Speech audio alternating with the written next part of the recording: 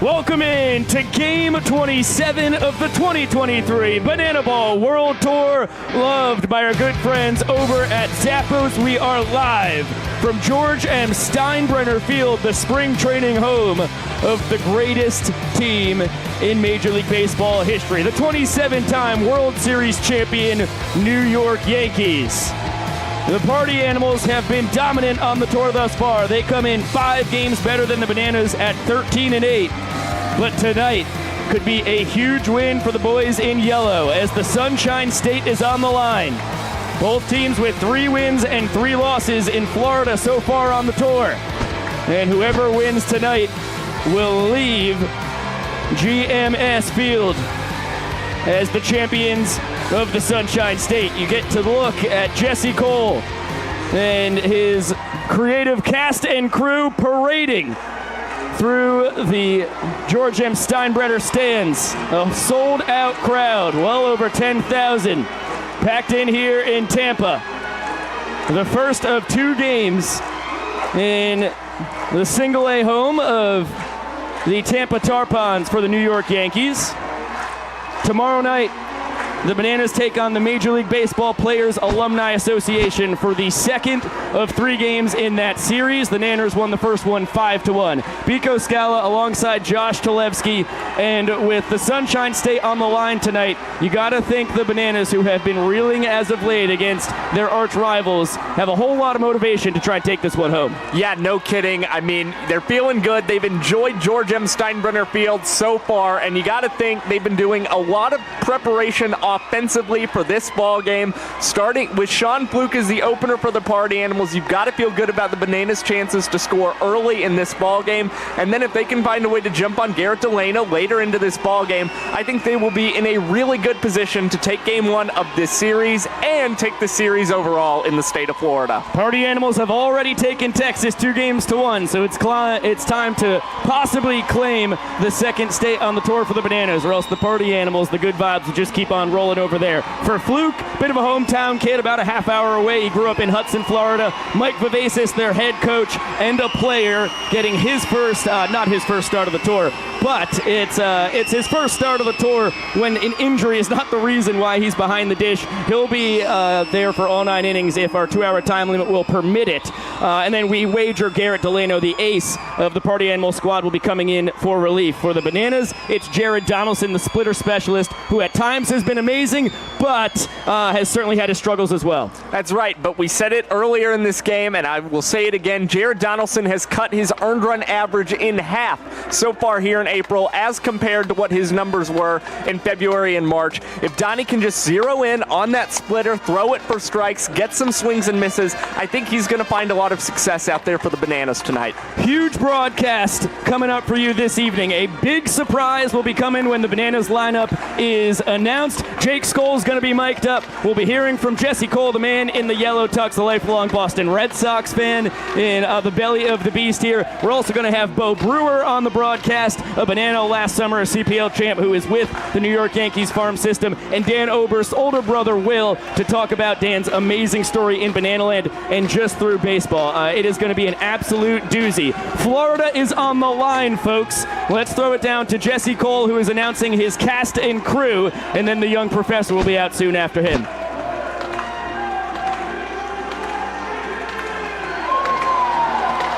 How about the trick pitcher from the Oakland? It's Matt Wolf. And how about the bad trickster himself?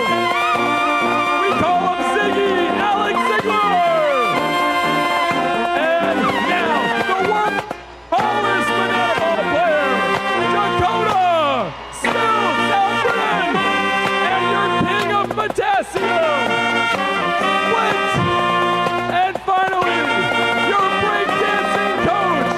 Let's hear it for Maceo. Keep it clapping.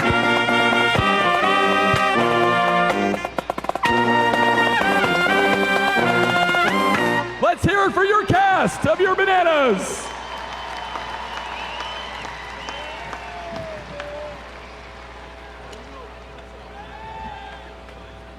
All right, fans, now that the players are ready, and now that the cast is ready, it is time for you, the fans, to get ready. So everybody on your feet, everybody here in Tampa on your feet, because we have Alexa, 3 years old, and she wants to get you guys warmed up. Alexa, are you ready for this? Yes. Yes, she is. All right, whatever she does, you guys are gonna do. Here we go, Alexa. Oh, yes. Oh, bring it, Alexa. Oh, little fist bumping, I like it. Oh, she's bringing it. Oh, we look good. Keep it going, Alexa. Oh, sassy, staying alive. Oh, yes. Here we go. Jumping jacks. More like crazy stars, but I like them. Keep it going, Alexa. We're getting loose out here. Oh, yes. Wow. You guys look good. Let's hear it for Alexa. Okay, as I previously promised, here comes the young professor to get us riled up for tonight's battle between the Bananas and Party Animals. Ladies, gentlemen, boys and girls, and potassium enthusiasts from around the world, tonight, you and thousands of your friends here live and thousands more watching at home on YouTube have gathered here to witness something beyond your wildest imagination. From Montana to Savannah, from the Isle of Man to Tokyo, Japan, the Banana Maniacs come from across the globe to witness this. This is not baseball. This is the crucible where the fastest, hungriest, and most entertaining players are forged. It's a game of the fans, by the fans, and for the fans. But this is not your granddad's pastime.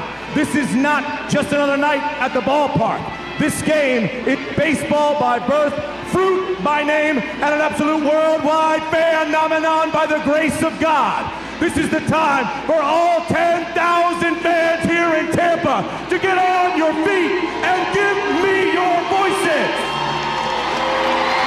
Because this is the greatest show in sports. Ladies and gentlemen, this is Banana Ball.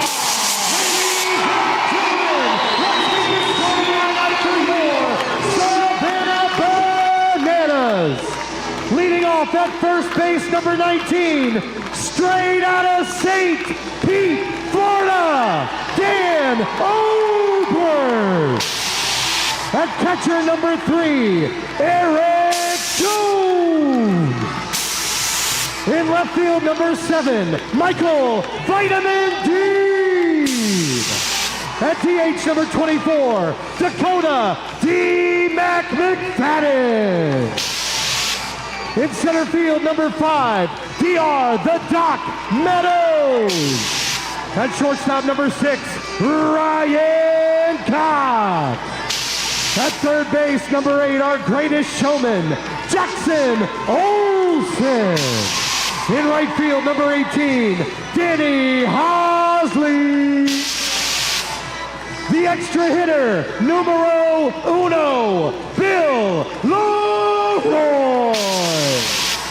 And at second base, number 4, give it up for Matt Woo.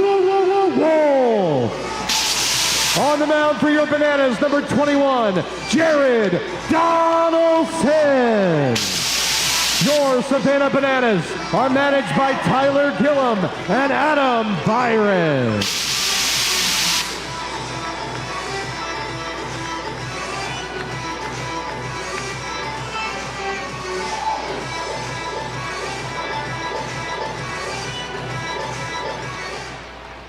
Ladies and gentlemen, please remain standing and remove your hats. Here to honor America with the singing of tonight's national anthem, please welcome Courtney McKay.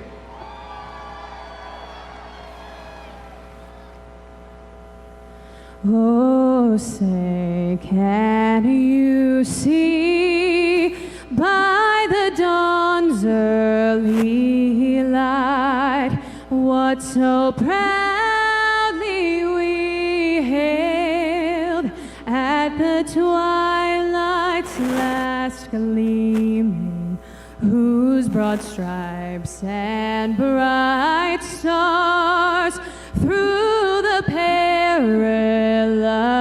fight o'er the ramparts we watched were so gallantly streaming, and the rocket's red glare, the bombs bursting in air, gave proof through the night that our flag was still there. Oh, say does that star-spangled banner yet wave o'er the land of the free and the home of the brave. Ladies and gentlemen, Courtney McKay. An excellent rendition of the national anthem by Courtney. And we are about ready to rumble for Game 27 of the 2023 Banana Ball World Tour. The Party Animals at 13-8-2, the Bananas at 8-13-2, obviously against their arch rivals, 10-14-2 overall when you include their 2-1 record against challengers. For your Savannah Bananas. Nanners rocking the big hats tonight. There is a link in the description of this broadcast where you can bid on an auction we've got going on for the game-worn hats. Pretty fortuitous timing after Major League Baseball struck down your Atlanta Braves, Josh, when they were using the big hats as their home run celebration. Yeah, that's exactly right. The hats not run through New Era, who's the official on-field cap partner for Major League Baseball, but you know, the big hats, we love them. The guys, I think, are really going to have fun with them, and it's going to be really interesting to see these guys field, as early on we're seeing a lot of guys going backwards cap out there on the field.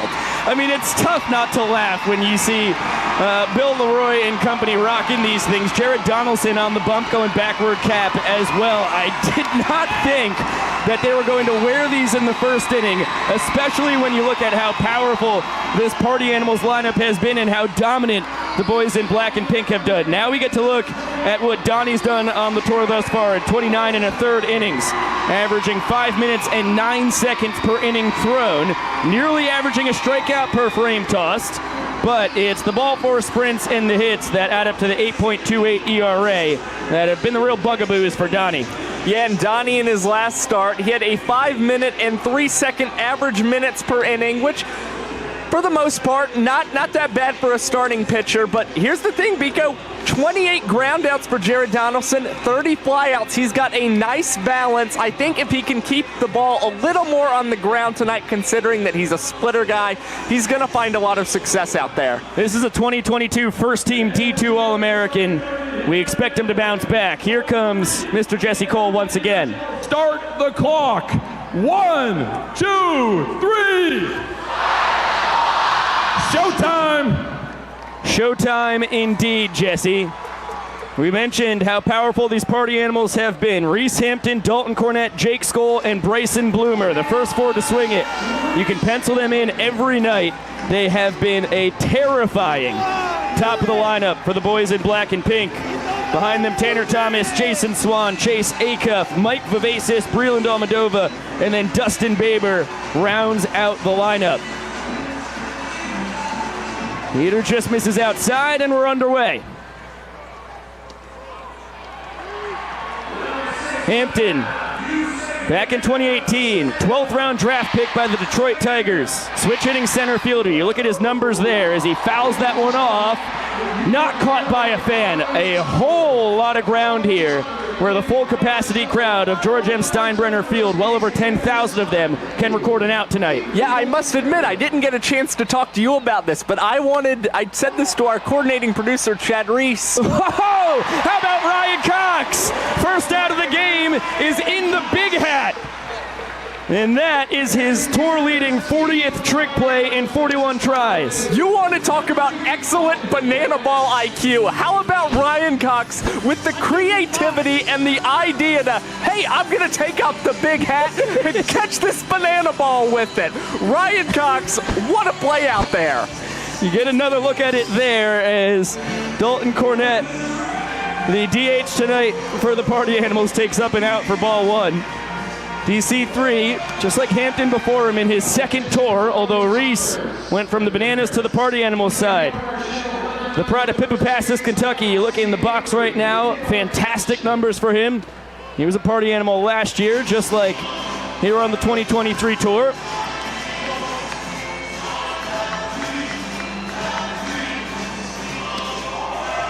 And Donnie, good sign for him, filling up the zone early with a 2-2 count now. Donaldson out of Georgia Southwestern State University. And he gets Cornett swinging. The big hat falls off his noggin, but he's got his 27th K of the tour, and that's a tough guy to do it to. Only the 6th time DC3 has K'd.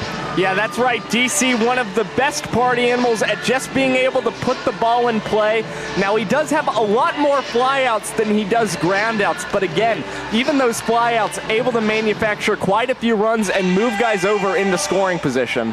Out of the frying pan and into the fire. Here comes Babe Ruth of Banana Ball. Jake Skoll with his .410 batting average, second best on the tour, only because of the man on deck, Bryson Bloomer. Skoll, a guy who was the 15th overall draft pick back in 2010 by the Texas Rangers. 5 years in their organization, and then 2 with the New York Yankees. He called George M. Steinbrenner Field home. On a couple hops to the St. Pete kid. Dan Ober steps on the bag, and what a heck of a first inning for Donnie. Yeah, that's right. 2 minutes and 51 seconds for Jared Donaldson in the first inning. For a guy who's had some up and down first innings and a guy who's very strong in the second inning, that is an excellent mark for Donnie early in this ball game. And he just retired 3 of the 5 best hitters on the tour as far as stats go. It's really Hampton, Cornett, Skoll, Bloomer, and Dan Oberst, the man who got that ground ball to end the frame. And then everybody else.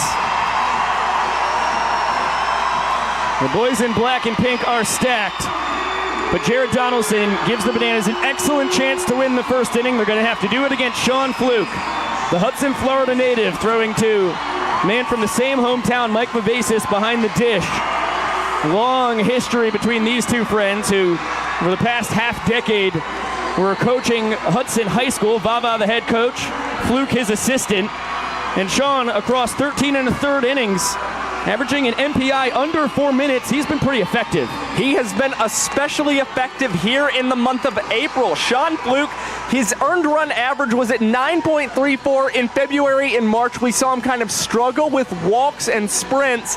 But here in April, how about a 5.78 ERA, which is well below what the tour average has been? Well, now you take a look at the Bananas lineup. Dan Oberst, the Largo, Florida native, leading it off. Grew up about 20 minutes down the road. Then Eric Jones, Michael Deeb, Dakota McFadden rounding out the top 4. D.R. Meadows, Ryan Cox, Jackson Olsen, Danny Hosley, Bill Leroy, and Matt Wolf getting his first start defensively for the Nanners on this tour, holding down second base. Good offering over the outside corner from Flukie to start the bottom of the first inning. Oberst leading the Bananas in batting average, on-base percentage, and OPS. An incredible 398, 451, 1077 slash line. And that is the big bender from Fluke. It's his strikeout pitch. He's fastball, 12-6 curve, slider, and changeup. and goes back to the well. It's the pitch he struck out Eric Burns on to wrap up the Party Animals and Bananas leg of last year's tour in Rickwood Field in Birmingham, Alabama. And now, count even at 2-2 on Dan.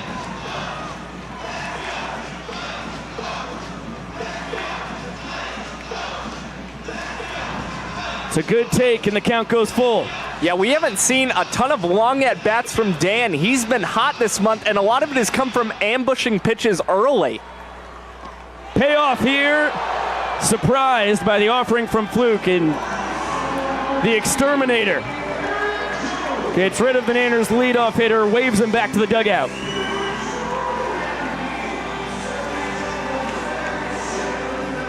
Here comes Eric Jones. As you can see on the graphic there, is the bullpen catcher for the Mariners last summer. Before that, he was in their organization at Single A, and the Minnesota Twins is where he started his minor league career. Really good numbers in affiliated ball. Hit .353 across well over 30 games for the Mariners back in 2021. And he's been doing it in Banana Land as well. Second tour, hitting .306 with a .381 on base percentage. And tied with Jake Skoll for the tour lead in homers. He lets the full capacity crowd here at GMS let him know that was Mr. Jones with the line drive base knock. Yeah, that's going to extend Eric Jones's hitting streak. It is now up to 6 games for Jones, who has had sort of it's been a Jekyll and Hyde, to take your expression, kind of April for Jones, but 3 RBIs during this 6-game hitting streak.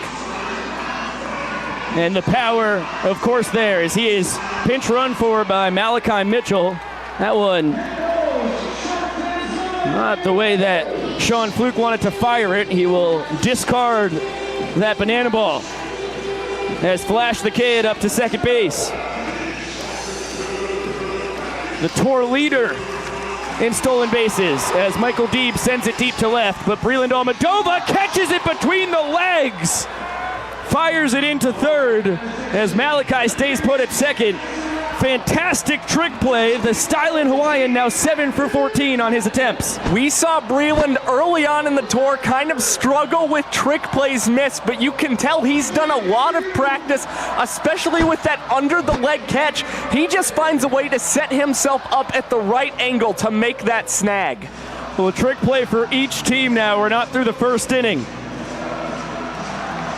Here comes Dakota McFadden in his 3rd World Tour, just like Michael Deeb before him. D-Mac bounces it, backhanded by Chase Acuff. And another St. Pete kid across the diamond. Jason Swan, the Jacksonville, Florida native, leaves the bag, gets back in time to retire McFadden. And a scoreless first inning. Fluke thrilled about it. Heck of a job holding the door for the Party Animals. And Josh, let's celebrate our first ever co-showman of the night from 2 evenings ago in Grayson Stadium. That's exactly right. For the first time ever, co-showmans, and they're both Party Animals, and they're both winning it for a multiple amount of times. We've got Jake Skoll and Bryson Bloomer, and we're going to start off with Mr. Skoll here.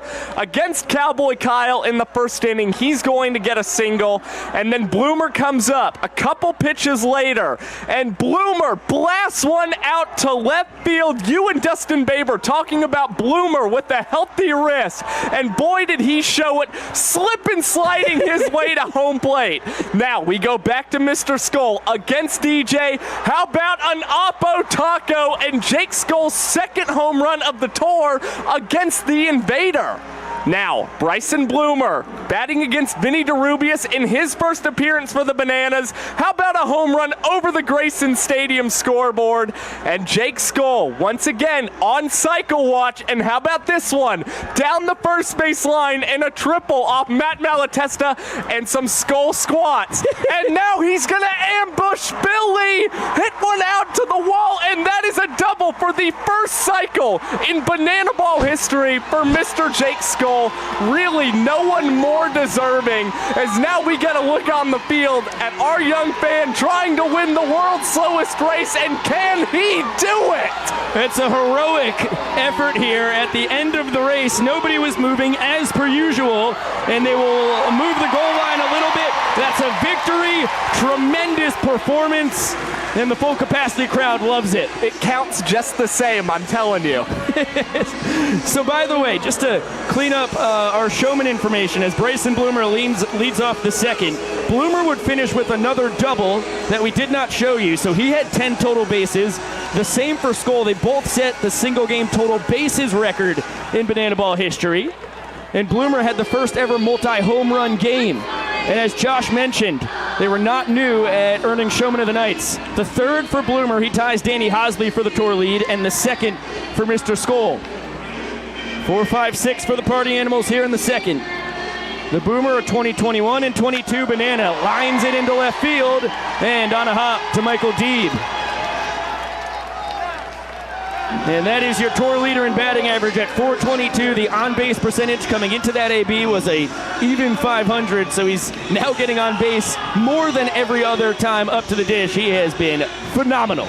It's incredible. He was kind of having a quiet month of April before the other night. He had no extra base hits, and he wound up leaving that game, like you just saw, with 2 homers, and of course that double. Got the OPS up to 1.199. Second best on the tour, only behind Jake Skoll.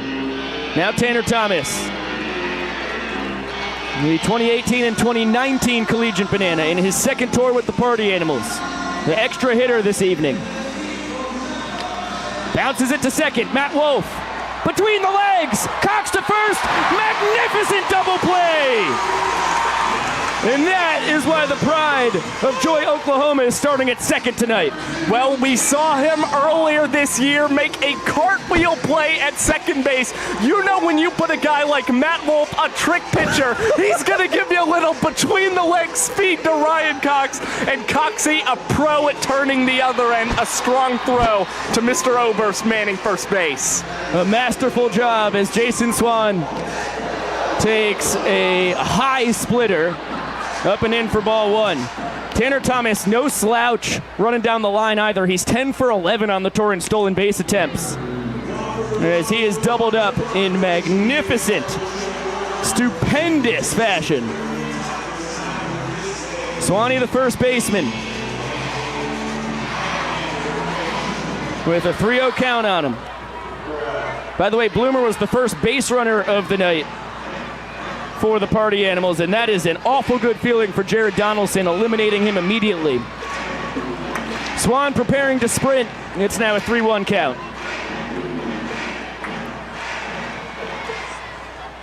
Matt Wolf 2 for 2 in his trick play attempts as he hops over his barrel to prepare for a possible play as the count runs full on the 5-year man out of Georgia Southern.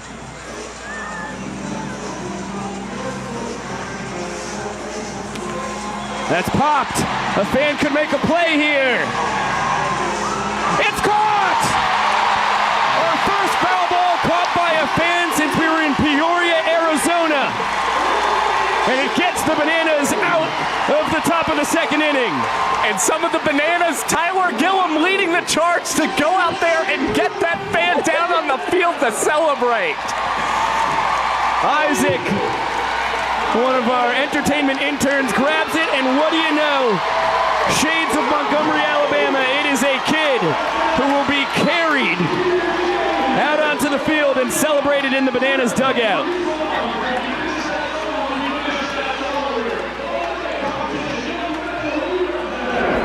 We welcome Jake Skoll on the microphone, heading out to right field. Big Tiger, how you living tonight? Good, I can hear you. Can you hear me? Oh, I got you loud and clear now. It was just a matter of our sound guy, who is also the play-by-play broadcaster as it comes. I'm not pressing the right button. Jake, you played a couple years in the New York Yankees organization. How wild is it to see a sold-out George M. Steinbrenner Field playing here in the young sport of banana ball? It is wild. It's I was here in 15 or 16, or both. And I think we probably had 100, 200, 300 fans some nights. So it's good to see the Banana Nation, Party Animal Nation show out. It's cool to see this place filled up, for sure. How about the foul ball caught by a fan right there? It's been a while, hasn't it? It has been, but, you know, keeps these fans in it. And that's a big part of our game. It's unfortunate. This is a big yard, a lot of fans, so it's, I would guess it might have another chance or two tonight. Yeah, I think this is the most real estate that fans have had across 27 games of the tour thus far. Yeah, for sure, for sure. So, you hate to see it to one of our guys, but maybe we'll return the favor later on. I would wager the possibility of it happening is pretty high. So it's going to be D.R. Meadows, Ryan Cox, and Jackson Olsen swinging it against Sean Fluke, who for the second time tonight has to keep the Bananas off the board to keep this a 1-1, or a scoreless game rather, in the all-important points category. Yeah, it's tough. We put him in a tough spot, but he's the man for the job. We can shut him down. We got what, DR and Coxie. And a big celebration of our young fan who made that catch on the beautiful. shoulders of Dan Oberst. That's about as cool as it gets right there. Yeah, his night's made, you know? I mean, that's a core memory right there.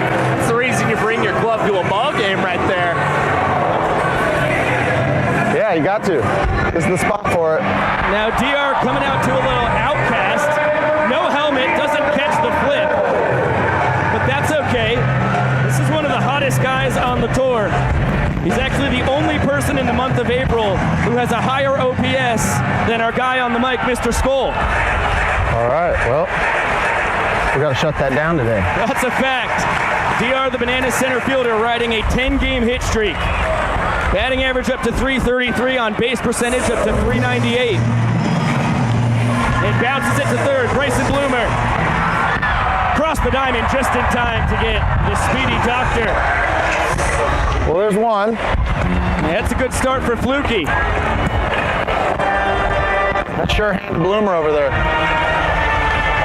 Now Ryan Cox being walked up to the dish with the assistance of the Banana Band. Nader's shortstop. Toughest guy to strike out on the tour, only 3 Ks thus far. But it's been a tough April for him. Batting average dropped down to .269 now. It's a good matchup for him. Yeah, Fluke not overpowering with the velocity. Yeah, Cox is looking to pull. Might be a good guy for him. And Coxie hungry for his first homer of the tour. And of course, we've got Yankee Stadium dimensions, so a short porch and right. Yeah, love that. You do love that, don't you, Jake? You do, man. It's fun to see. It's fun to hit BP. You know, you see those guys popping them out of Yankee Stadium quite often, so it's, here we go. Now we got some juice flowing. Sean Fluke tosses his jersey to the side to the delight of the crowd. Oh, he wanted that one. Yeah, went with the changeup, down and out. And a 1-2 coming to Ryan Cox. The glove magician lifts it into shallow center. A little bit of a Bermuda triangle as Breland Almadova takes control. And It's a veteran outfield out here. Those balls shouldn't drop. yeah, that's a fact. You got 3 affiliated guys. And Breland actually won the Platinum Glove in affiliated ball, and he was with the Diamondbacks. Of course, you got Hampton, who was with the Tigers and has hit a home run here and robbed a home run. And then, of course, you with 7 years of affiliated experience as Jackson Olsen comes up to the dish, riding a 5-game hit streak. How cool is it to have such a veteran squad for the Party Animals? It's nice, man. It's comfortable. Listen real quick. Liner. Oh, thinking Olsen might test you there for a second. Still looking for that little Jose Bautista. Maybe a guy takes too long of a turn and maybe backpick somebody one of these days. Over 10,000 Bananiacs YMCAing with Danny Hosley. The great 8 on first base is the inning-winning run. Uh-oh. He's in there. Good pickoff attempt there from Flukie. What's y'all's reaction to the big old hats? Oh my gosh, I couldn't be a bigger fan. This is, I didn't realize they were going to rock these for the whole night. Are they wearing them all game? Kind of feels like it, doesn't it? It does. Jake, does it make you want to put on one of those big hats? You know, I'm not a Packers fan. It looks too much like a cheesehead for me. Who's your NFL team? I'd say Falcons. Yeah. Being an Atlanta guy. You grew up not too far from the stadium. Right. So I've seen some more Falcons game than anything in my life. Rounder to third. That's our guy through the legs. Easy money. Skull real quick as you jog off the field. It's the battle for Florida tonight. Any extra motivation for you guys? Yeah, a little bit. I think we're winning most of the states so far. We'd like to add. There goes the mic. So I'd like to add Florida to the list. Well, you already have Texas. Good luck getting the Sunshine State. Yes, sir. Thank you, guys. See you later. Thank you so much. There goes Jake Skull, a phenomenal ball player, leading the tour in OPS, on-base percentage, tied for the lead in homers, leading in doubles, runs scored, and ball four sprints. I mean, if you want to know just how good this guy's been, I thought at the end of February and March that it was good that he was batting .377. He's batting .480 here in April. It's video game numbers. Maceo and the boys boogieing in the infield. We'll let them tell the rest of the story as we head to the third.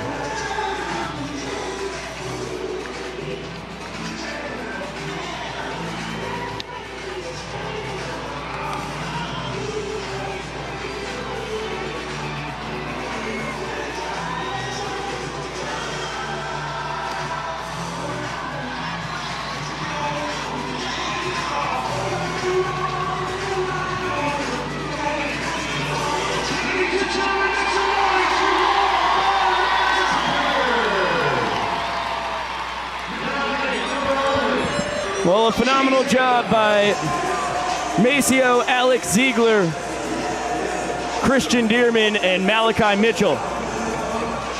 As Jared Donaldson out for his third frame of work. He has given up one hit so far, but faced the minimum. Thanks to the 4-6-3 trick play double play, started by Matt Wolf. Acuff, Vivacis, and Almodovar due to swing it here in the top of the third. High chopper. Cox attacks it between the legs, across the diamond. Second trick play of the night. And the 41st of the tour for the glove magician. Bananas are slowly creeping towards 100 total trick plays on this world tour. They entered tonight's game with 90. We've seen 3 already for the Bananas, which means if they pace themselves correctly, we could see them reach 100 tomorrow night against the Major League Baseball Players Alumni Association. Boy, how sweet would that be? Now you take a look at the Party Animals head coach. The Pete Rose of Banana Ball, minus the betting. Player coach for these Party Animals.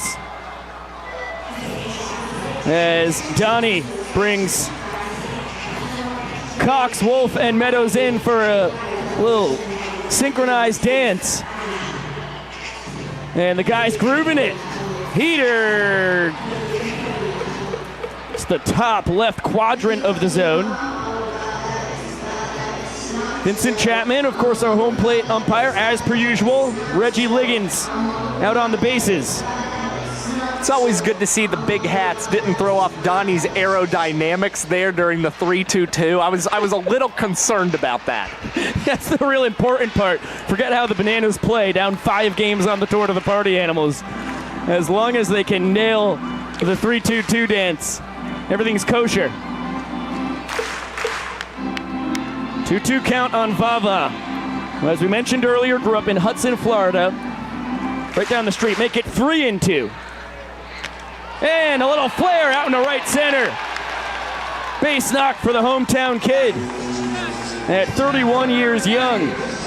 Vava now 2 for 17 on the tour, but in his third World Tour, excellent in the past. 4 for 9 with a homer and a double last year, and went 2 for 5 with a double across the Summer Series this past August, spilling into September. Look, all it takes is getting that first hit out of the way. Vava started this tour 0 for 15, got the hit in his last time up at the plate, to the opposite field, in fact, and now here he comes up again. Another opposite field hit. Will he ever make another out across this World Tour? Probably. But you never know. Hey, we'll see. Here is Breland Almodovar in his second straight tour, the former Arizona Diamondbacks product for 4 years. Vava takes off for second. Throw to Matt Wolf is off of Vivacis. And Mike has his first steal of this young season. How about that for the head coach?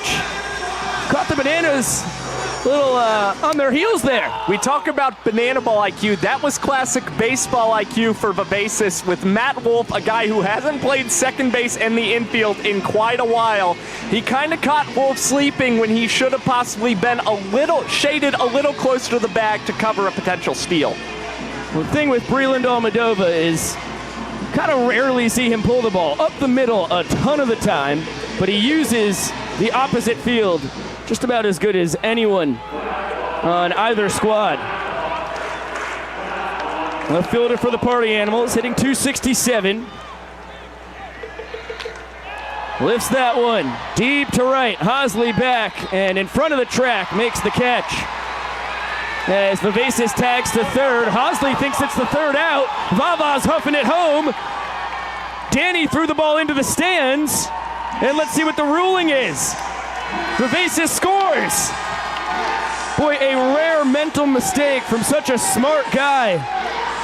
Danny Hosley thinking fans first, giving someone a souvenir, and the Party Animals strike first because of it. I don't think I've seen anything like that since we had clips from the 90s in Shea Stadium with that happening. Milton Bradley on the Chicago Cubs, early 2000s. You got it. That's exactly right. I just thought about that clip. Caught it, 2 outs, tossed it up to the fans, and boy, was he upset when the umpire signaled him that there were only 2 outs. He could not believe it. Oh, boy. Heartbreaking moment for Hosley as well. That is the first 2-base sac fly in banana ball history. Tell you who's really happy, Breland Almodovar. It all goes down the same in the scorebook. And that stolen base from Vava leans that much larger now. As at the bottom of the order, Justin Bieber, the second baseman, swings it with 2 down. I'll tell you what, if I'm Jared Donaldson, I'm a little annoyed that messes up my MPI a tad. Oh, no, that's a fact. He was under 3 minutes in the first. 2 minutes, 51 seconds as he blows the heater by Bieber. But the Party Animals push a run across on the single, the stolen base. And one of the rarest plays in baseball, the 2-base sacrifice fly. Well, I'll tell you what, Josh.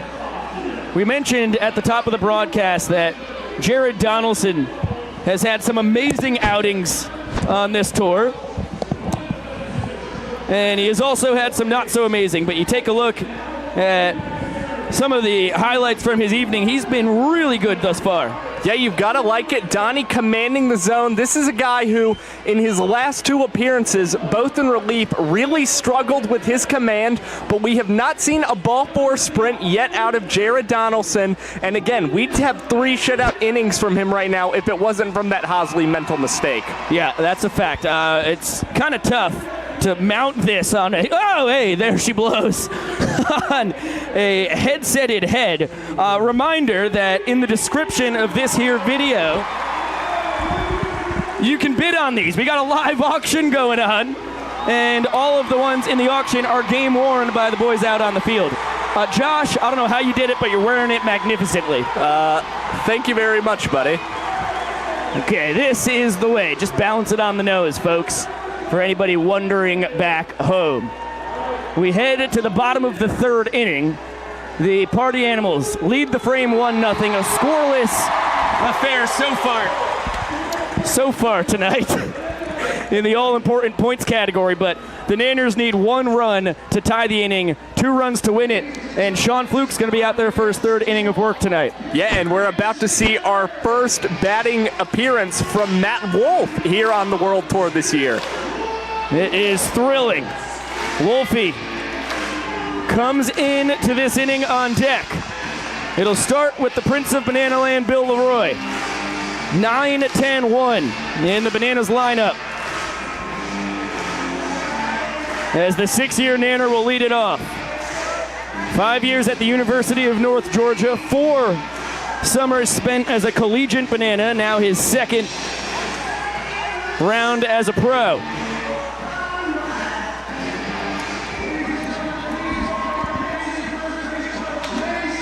And a worm burner to second. Dustin Baber between the legs, bounces it to first. That guy is as creative as they come in the trick play department. That's 2 tricks for the price of 1. And Matt Wolf being rolled up to home plate. Now you can see why.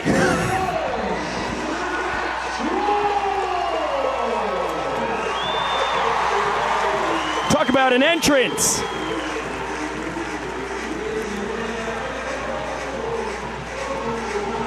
The man out of Joy, Oklahoma, had 2 plate appearances last tour as he loses his trousers.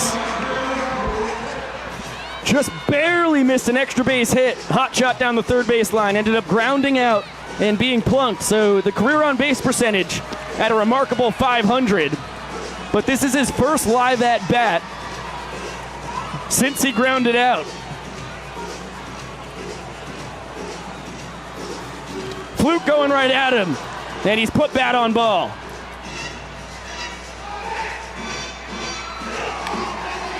Wolfie has only been on the mound or in the field throughout the first 27 games of this tour, or 26 rather.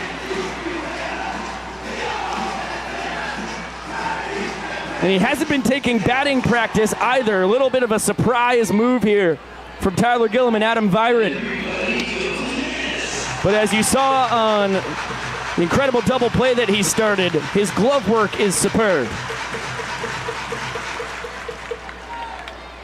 And he was a very scrappy hitter across his college career, starting at North Central Texas College, then to Southeastern Oklahoma State University, and finishing up at East Central University. I mean, we're still seeing that scrappy hitter, already 6 pitches during this at-bat.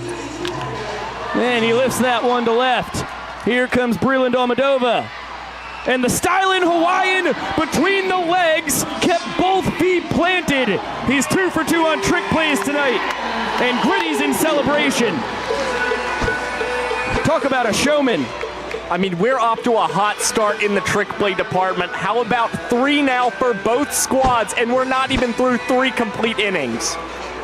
It's really incredible. Breland and Ryan Cox with 2 apiece each.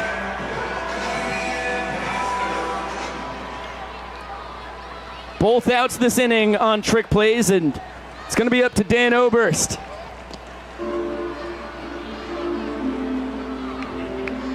To try and stave off the Party Animals' first point of the evening as you take a look at Maceo Harrison, the dancing first base coach, doing his best Miley Cyrus impersonation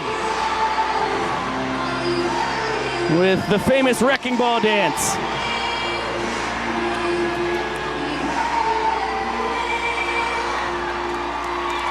That guy is something special. Fans loving what they're seeing. Dan takes the 12-6 curve down and out. Struck out his first time. Here's the payoff. Chop to third, Bryson Bloomer. Smooth as silk, Jason Swan steps on the bag. And Sean Fluke, what a homecoming. 3 innings, no runs. The Party Animals have their first point of the night as they win the 3rd 1-zip. And how about this from Sean Fluke? You want to talk about some MPI efficiency. 3 minutes and 44 seconds in the first, 3 minutes and 50 seconds in the second, 3:47 in the third.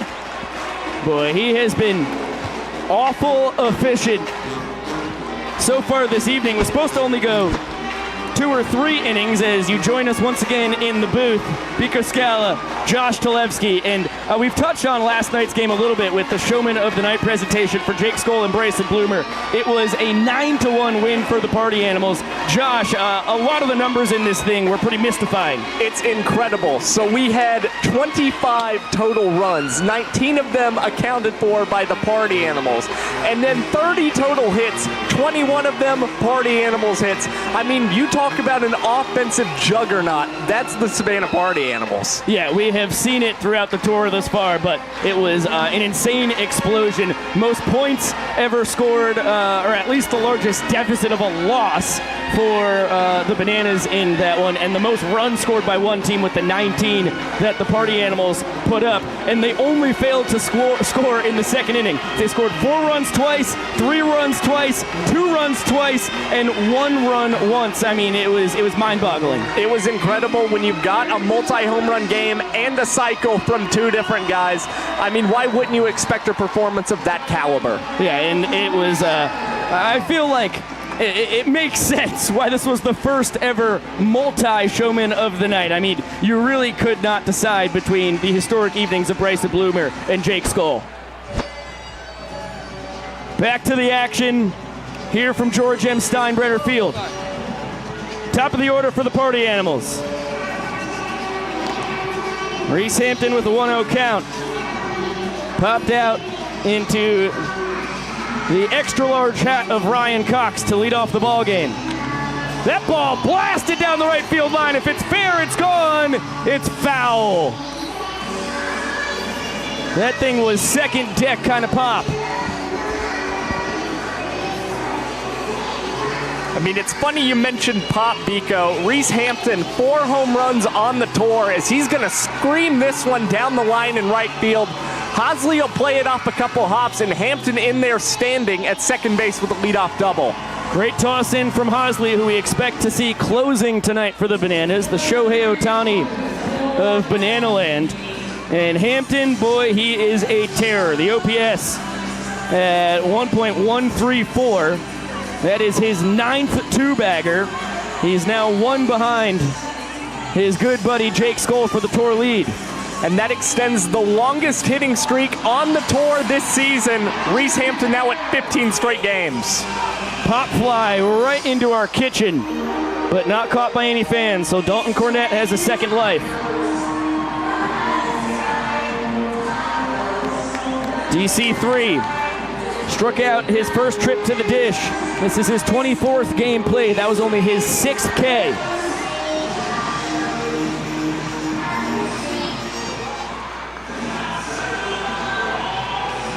And behind 0-2. Donaldson has looked excellent tonight. As I say that, he bounces one in the grass up to home plate.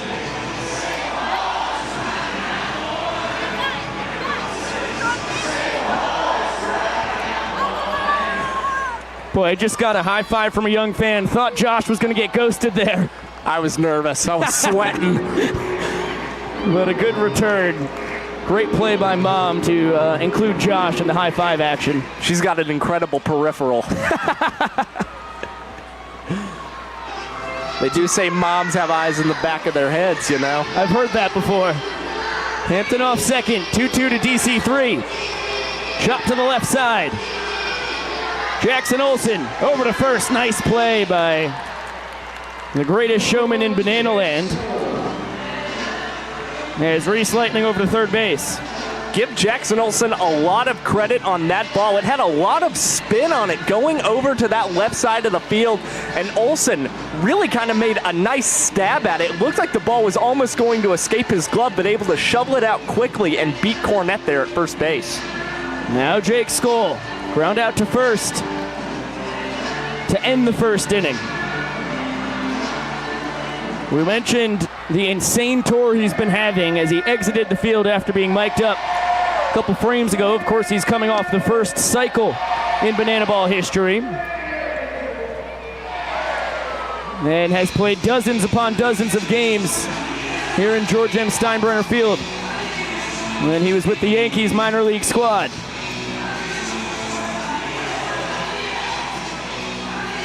Hampton over at third base was a Gastonia Honey Hunters teammate of Scholes in the Atlantic League last summer. As that one bounced to Matt Wolf.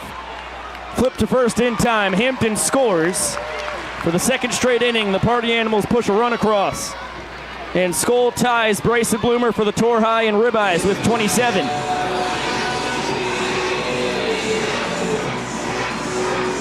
As Reese ties Skoll for the tour high in runs scored with 34.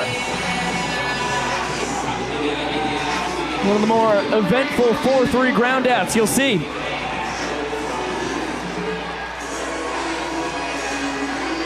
The cleanup hitter, Bryson Bloomer. Line drive single to left his first time. Bloomer took Jared Donaldson deep. Back on night one, February 17th, it was the first home run of the tour. It was in the ballpark of the Palm Beaches in West Palm. That one rolled over. Jackson Olsen, 360, across the diamond, in time. Slap a star on that one in your book. Phenomenal play by the grade 8.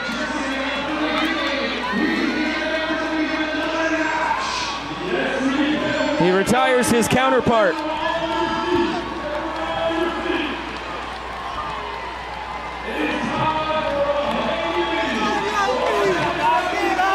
But the Bananas will need 1 run to tie the inning, 2 to win it, as it is hey baby time. Here in Tampa.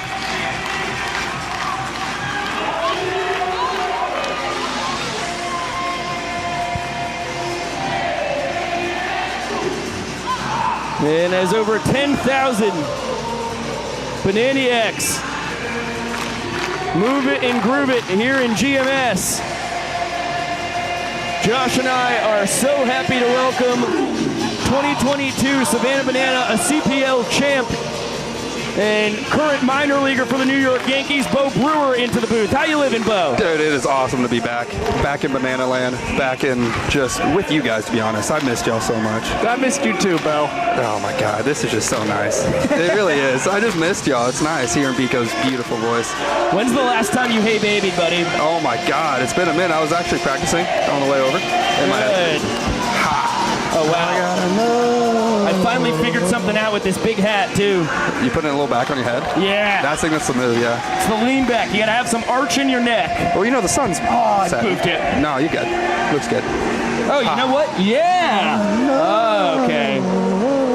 If you be my Josh, I need you to join in, please. Yeah. Thank you, Josh. All right, and that's the end of the song. It's okay. We're kind of killing it. Good work. Here is Bo. Hey. That is Josh. Bo, phenomenal summer last year with the Nanners. Can you just walk the people through what that kind of experience was like for you? You know, coming from junior college, we take baseball very seriously, and there's no messing around. And, you know, coming to Banana Land, it's a little bit different of approach. It's a lot more fun, but then again, it's very serious baseball, especially in the Coastal Plains League. You're playing some really good guys there. But, you know, it's all about the fan interaction, too, especially in Banana Land. And it's really nice to just see the fans, you know, react when you give them what they want to be seeing. And it was just an unreal experience to see and play in front of 4,000 people every home game. Eric Jones leads off the bottom of the 4th inning. Nanners need a run to tie it, 2 to win it. Sean Fluke was expected to go 2 to 3 frames tonight, but he's got one of the best games going of his banana ball career, rather, and that is a cue ball from Eric Jones. Swan takes care of it, and a quick first out. Yeah, Jones kind of baffled by that ball. It actually was fouled down the line and then kind of spun back in play. And I love the creativity from Mr. Swan there, grittying it first. Interesting move out of him. Oh, did you? Get legs, ball. Oh, baby. Michael Deeb flirts with the short porch, but it cuts foul at the last second. By the way, Jones now 1 for 2 on the night. Deeb with a fly out to Breland in left. A trick play was made on it. 2-3-4 for the Nanners. D-Mac on deck. And 1-1 count on What Vitamin an eye. Deeb. What a take. Top tier take right there. Now, we've already seen a couple creative walk-ups to the dish tonight. Bo, you had some amazing ones last summer. It's a tough question, but can you pick your favorite? God, there was a plethora to pick from. You know, you got the Flower Girl, you got Top Gun, you got Jurassic Park. I mean, but to be flat out honest with you, I'm gonna have to go with Jurassic Park. It was an all-star cast of dinosaurs with great music performance from the shark, and it was just all in all a great experience to pet a real-life dinosaur. How about Deeb, who's going to Cotton Eye Joe his way out of fouling that one off of his shin? It's a good way to recover. Gonna be honest, that does not feel good. No, never does. Former Chicago White Sox product. Oh my God. Lines it into right center field. And that should be good for extra bases. Deeb huffing it into second. It's a stand-up double, his 6th two-bagger of the tour. And 2 big claps. You missed that celebration, Bo? Oh my God, like you have no idea. That's gotta feel great for Michael Deeb, by the way. After going 3 straight games without a hit, getting a double there is huge and puts him in scoring position. That was the longest hitless streak of his illustrious Bananas career, dating back to the One City World Tour. And as quickly as he's in scoring position, he's taken out of it because Malachi Mitchell goes over to third. Bryson Bloomer tries to tag him. Reggie Liggins said there was no tag made. Good call, Reggie. That was a great call out of Reggie. Yeah, Bloomer able to make the play at first. Not an amazing angle for him either. That's a tough call to make. It is. Speaking of Reggie, shot of Reginald Horton. Where does he rank on your favorite people of all time, Bo? You know, there's a lot, but he's got to be one, or he's in the top 3 and he's not second or third. I'll put it right there. Yeah. I'll just be honest with you. Could not agree more, man. Reggie is the man. And to be honest, if you haven't had his Reginade, you are missing out on a once-in-a-lifetime experience. Here's your teammate from last summer, DR Meadows. Joined you guys about halfway through the year. In 20 games, stole 26 bags in as many attempts. I mean, he's a straight thief out there. I mean, he's just swiping them left and right. And besides, he has a sick nickname like Doc. Come on. I mean, DR, Doc, like that's just straight out of a book. Goes back to the toddler days of David Meadows. You know what? I'm feeling a big-time hit out of him. I'm feeling a line drive over second. He's the hottest man on the World Tour. Grounded out to third his first time. Hot shot foul. And your head coach from last summer, Tyler Gillum, has to duck out of the way. Luckily, he's rocking that big hat in case any contact was made with the ball. A lot of padding in these things. There is. Actually surprising. Come on, Doc. Oh! That was a late swing caught by a fan! No. Wow! Party Animals win the 4th inning. 1-zip on an incredible barehanded snag by that guy.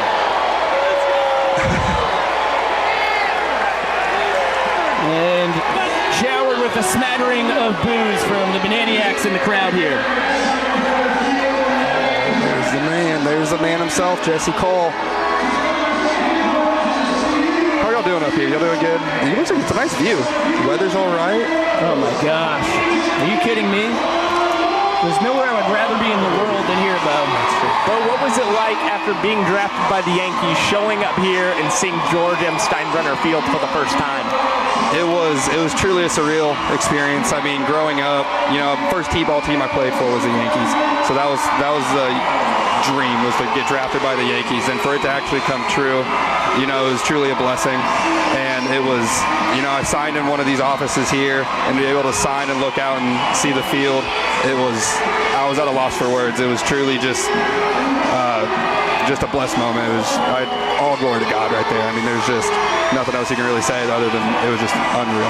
Now, did it hurt? You were letting the hair eat all during the CPL summer. Did it hurt to get rid of that a little bit? We all know the Yankee tradition of, you know, pretty clean cut. I'd be lying to say if it didn't hurt a little bit. I'd be lying. You know, I've learned to grow and love the flow. And fun fact, I had a buzz cut all the way up in high school. How about that? And I grew a flow and then just kind of had a flow the rest of my life. And then now I got to be a little clean shaven, short hair fellow playing for the Yankees. You know, it's got to get used to it. Well, listen, you look tremendous either Oh my way. God, you're such a sweetheart. I really like what you've done with those gorgeous locks of yours. As first pitch to Tanner Thomas here in the top of the 5th inning is a ball, and Vincent Chapman will dust off the plate and boogie. You want to know something cool about Vincent? Yes. Fellow McKinney, fellow hometown kid right there. Oh my goodness. He lives in the same subdivision as I do. So had you ever seen him umpiring before he made his way to Banana Land? I have not, and honestly, I wish I'd have. I wish I did, because it isn't. Just look at him. He gets right in there. Lets the fans know he's having a good time. Look, he's gonna get that. He's gonna catch that. Speaking of the fans, chance for them to make a play there. It's bobbled. So Tanner Thomas, who is tied for the Banana Ball all-time lead in foul-outs to fans with 3 of them. Very happy to have a second life. Jared Donaldson out for his 5th inning of work. And he was a D2 All-American last year at Georgia Southwestern. He was the ace of your Banana squad that won the Coastal Plain League Championship. I mean, how special was Donnie Day for you guys? Oh my, Donnie Day was an absolute, it was just a great day to be a part of. I mean, you knew where you were going to get out of Donnie on Donnie Day. He was locked in from the get-go, and it was almost like we didn't even need to be out there. And it was, if the ball was put in play, it was on accident. He hit the guy's bat on purpose. That's what we believed. Jared had 40 1/3 innings thrown, a 2.45 ERA. And came away with 46 strikeouts. I mean, he was onions. That splitter might be one of the most disgusting pitches I've ever seen. It's just, it falls right off the table, and you just, standing in the box, you just don't really know what to do with it. You just look at it, and you just hope it's a ball. Payoff pitch. Another chance for the fans to make a play. Oh, it is bobbled, and Tanner has a 3rd life. That fan put his back up against the railings, tried to leap like he was robbing a home run in the left field. That was so close to being a very impressive foul-out catch. Excellent effort. Donaldson will take care of Tanner Tinder Thomas himself. Hey, Josh, I have a question for you. Shoot, Bo. I saw a cookie up here earlier when I came in. It looked very delicious. How was it? Oh, I plowed that thing down. It was incredible. Still melty, man. Really? Yeah. It was a great-looking cookie, I have to admit. Jason Swan drives it out to right center, but Hosley on the track calls it in. And Swanee, who was the first man to foul out to a fan tonight, is retired. Donaldson trying to grab his second 1-2-3 frame of the evening. He's going to have to take care of Chase Acuff. Come on, Donnie. Finish Donnie Day right here. Chase, a 2021 Coastal Plain League Banana. He's got a Pettit Cup on his repertoire, just like you, Bo. You got to tip your cap. Game recognized game. What more can you say? It's the first of back-to-back. The Party Animal shortstop bounced to his counterpart his first time. The victim of a Ryan Cox trick play. Oh, get there. That one served out to right. Hosley will haul it in. And a 2-minute and 56-second inning for Donnie. His second of the night under 3. It has been a masterful performance for the splitter specialist. And looks like we've got a brand new promotion down on the field here, Bo. It's called Family Baggage. Ooh. So these dads are going to have to pick up a kid at first, a kid at second, and then their wives at third, and carry all of them to home plate. Wow. It's an exciting one. It's a play on the soccer mom race where moms have to grab 3 kids, but obviously we had to up the antes for Pops here. Yeah. Well, who we taking? Who do you think is going to win here? Oh, I like blue shirt. Oh, he slipped out of the box. With the cap. Well, I guess they both have caps, don't they? Good job, Biko. All right, really good pickup there from both of them. We're on a good pace going to second. Ooh, got it. And 2 kids have been acquired. Get on your horse. Get on the horse. My man in the blue with a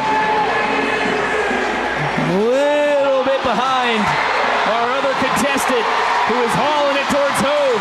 He's getting it. What a terrific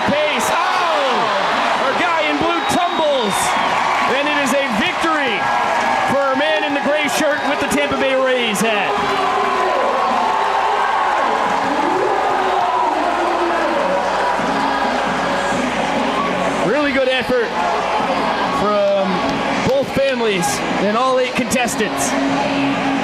It's a fun one. I'd say we'll do that again. Yes, very much so.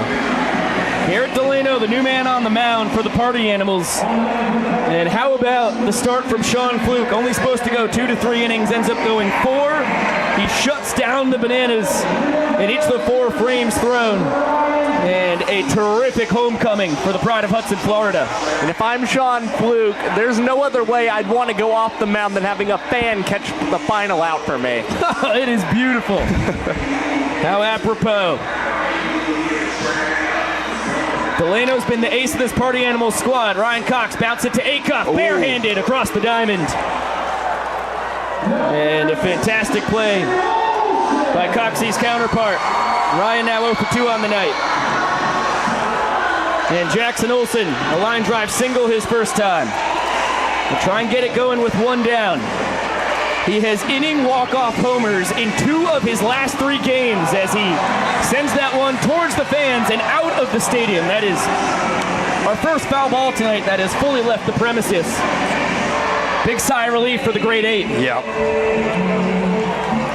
Now, Bo, as the Bananas try and walk this inning off and tie the game at a point apiece, can you try to explain to the fans what it's like coming to the ballpark every day and having a full rehearsal as well as practicing the sport that you're making a living playing?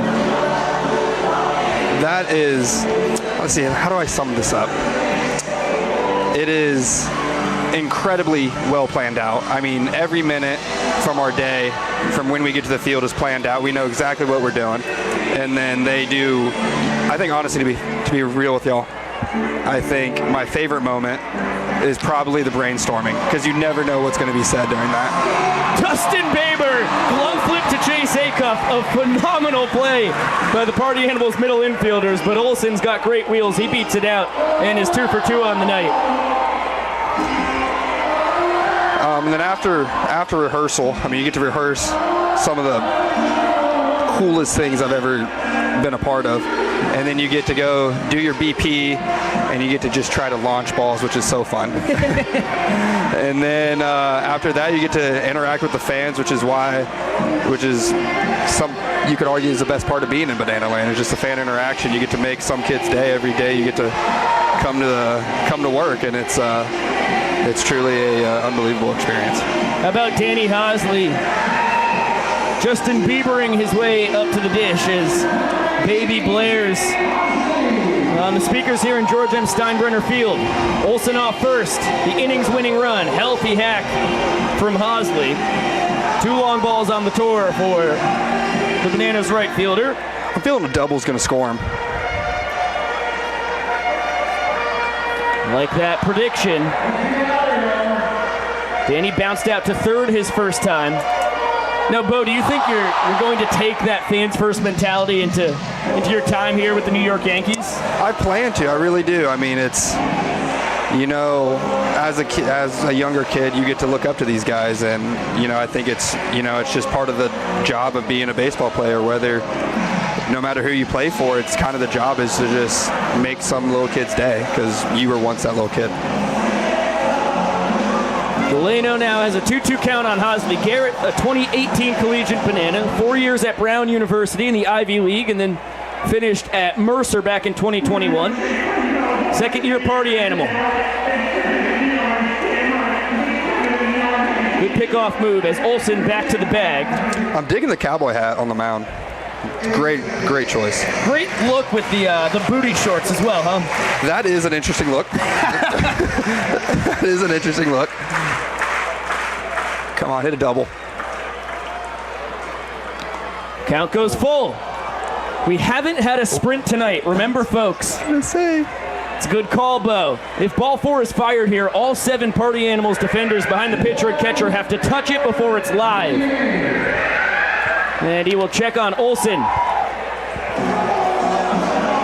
As I mentioned, not a big threat to steal. His only bag swipe to the tour was a steal of first base. Ooh.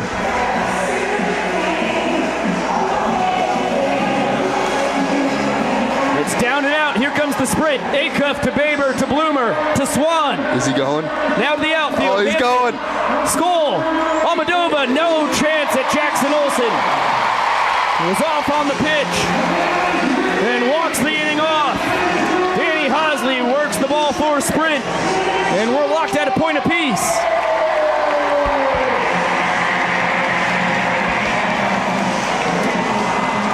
Now, Bo, I know you have to leave us soon because you've got a ball game tomorrow.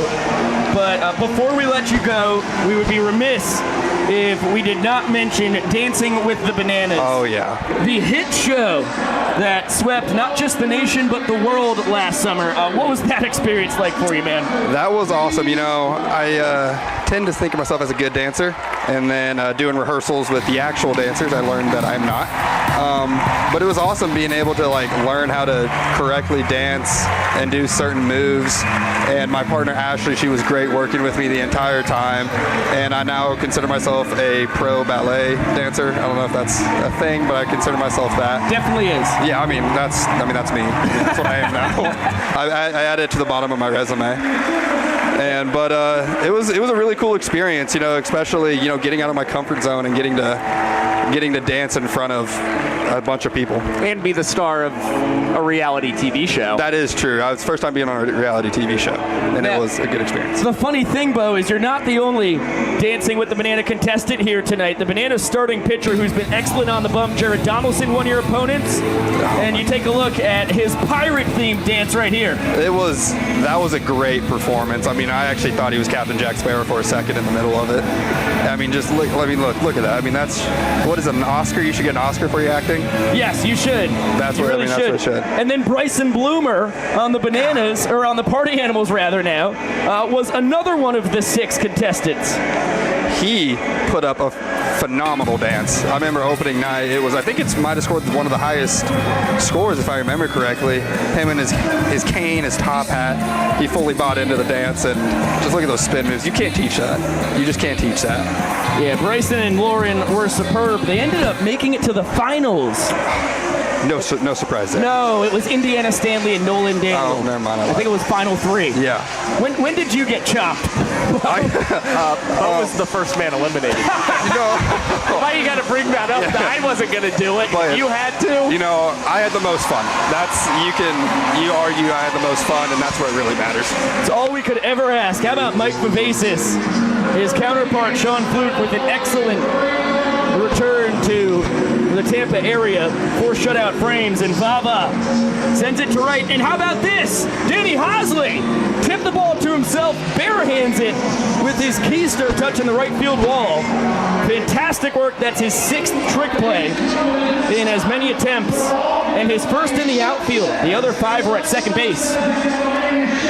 And he didn't have a trick play going into the Challenger Series against the Charleston Derby Birds last weekend as Breland Almadova, line drive base knock. He will ride his bat to first base, and Dan Oberst gives him a lot of space there as Dan got clonked on the head during one of these theatrical styling Hawaiian performances earlier on the tour. Breland 1 for 1. He had the very bizarre 2-base sac fly to bring in Vava for second. Hosley threw the ball into the stands thinking it was out number 3. That's a wild pitch from Donaldson. This will happen when you make your bacon on the splitter. Although Jared also brings 4-seam and 2-seam fastballs, as well as a slider to the equation. And now the 10-hitter, Dustin Baber, with a healthy hack and a miss. Count even at a ball and a strike. He was K'd his first time up. One of 3 strikeout victims for Donnie.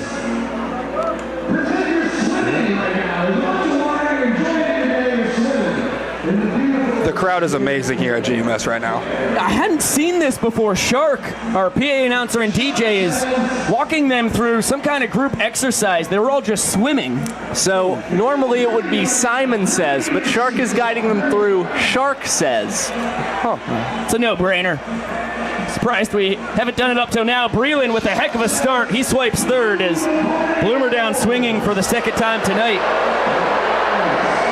You a good swimmer, Josh? You seem like you would be a good swimmer. I did all right. Yeah? I took some swim lessons. Oh. Just a little bit. Okay. What about you, Biko? You swim? You like a dolphin? I can swim for a long time. I've got good endurance. I have no speed. Okay. I mean, hey. But I mean, so when it comes down to being a good swimmer, you would put yourself in that category? It depends on the kind of swimming you want. I mean, from what I hear from the street, it sounds like you're the next Michael Phelps. Yeah, I appreciate that. I bawled my eyes out when my parents tried to take me to swimming lessons for the first time at Tongor Park in Rondout, New York. I eventually did it though. Reese Hampton tees off. That thing is gone. Fifth bomb of the tour for Reese Lightning. A no doubt smash. And just like that, a 2-spot in the 6th for the boys in black and pink. This is unbelievable for Reese Hampton. He had 1 home run coming into the month. In fact, it was an inside the park home run. Now he has 4 home runs that he has all driven out of the park here. His slugging percentage in February and March, .542. Now entering play tonight, .926. What a dramatic difference for Mr. Hampton. See why the Detroit Tigers grabbed him in the 12th round of the 2018 draft. The switch-hitting center fielder now has a double and a homer, and he's halfway to the cycle. Here's Dalton Cornette. DH 0 for 2, strikeout and a ground out. You look at the numbers, he's been superb in his second tour with the Party Animals.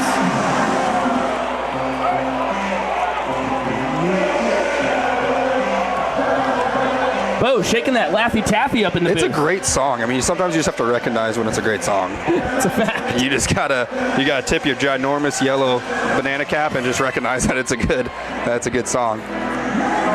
Shark has one of the greatest auxes of all time. Like, if I'm ever in a car, I'm giving the aux immediately to Shark, and I know everyone's going to be happy. Yeah, we have to actually get a fire retardant aux cord because it would literally be ablaze if not for doing that. I does not surprise me at all with Shark. Shark would not tell you this, but he is an absolute stud in the outfield shagging. If it goes up, it comes down in Shark's glove. It's a fact. He gets his work in nearly every game. As Dalton Cornette is the first ball four sprint recipient for the Party Animals tonight, and he's going to park it at first base. He's been thrown out at second 3 times on the tour, and you see why. The Bananas sprint defense superb there. Just got to know your strengths and know your weaknesses, I guess. I mean, he knew he wasn't going to get there, huh, Josh? Josh, I bet you're getting a third on that, huh? Yeah, I'm trying to. No, I know you. I know you're pushing. I'm playing it aggressive. Yeah. But if Bo Brewer's applying the tag over on that side, I'm probably done for.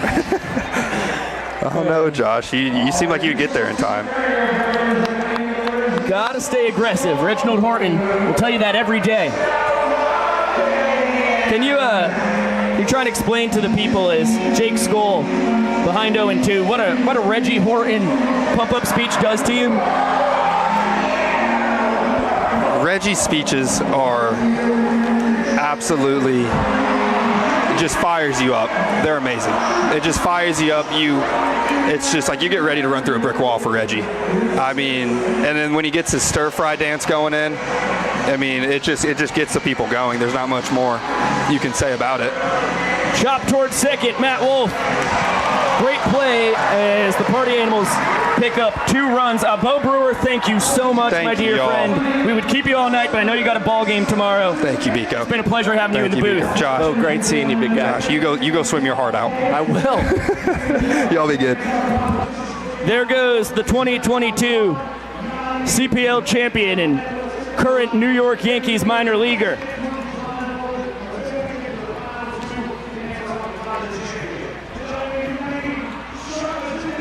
As we welcome in Jesse Cole into the broadcast down on the field as we've got some folks dancing in the dark. The man in the yellow tux, owner of this here ball club, thanks so much for joining us. You grew up just outside of Boston, a diehard Sox fan, and now you're in the belly of the beast. How has it been walking around George M. Steinbrenner? first class in every single way. The stadium, the way they've treated us, Tampa, first class organization. So I'm not saying I've converted fully to a Yankee fan, but I'm enjoying it so far, and so is everyone else here on the field. Well, and how about the ball game tonight, Jesse? It's been superb. Trick plays galore. Banana ball at its best. Start off with catching the ball in the giant hat. Then Matt Wolf double play. Breland, Almondova. I mean, this is banana ball. Clean, fun, trick plays. It's pretty exciting right now. 1-1 in points. Party Animals lead the inning 2-0. What's your prediction the rest of the way? I think it's going to come down to the last inning, Pico. I disagree. No, I'm just kidding. Obviously it will. Jesse, thank you so much, man. Thank you. Love you, Pico. Love you too, Jess. There goes the phenomenal leader of this here ball club. And the Bananas down 2 points to 1. I misspoke when I talked to Jesse. Figured out, Beeks. And what I was right about, though, is that they trail the inning 2-0. Bottom of the lineup, trying to get it going against Garrett Delano. Leroy Wolf, and then Dan Oberst at the top. And that one chopped to short. Acuff. Easy breezy, beautiful. Bill has bounced out to both middle infielders. Here's Jesse. Now coming to bat, the world's tallest hitter. Please welcome Dakota Stilts Albritton.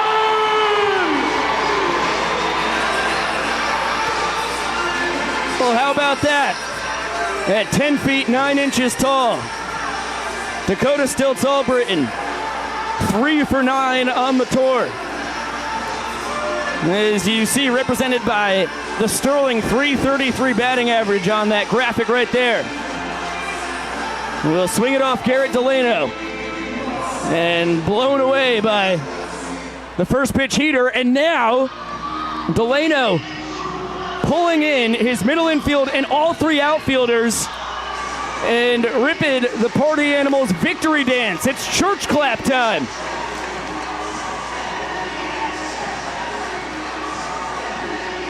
The pitch, right down Broadway. 0-2 count on Stilts. This is power on power right there. That's a fact, Josh. 47 minutes to go. 0-2. Fouled straight back.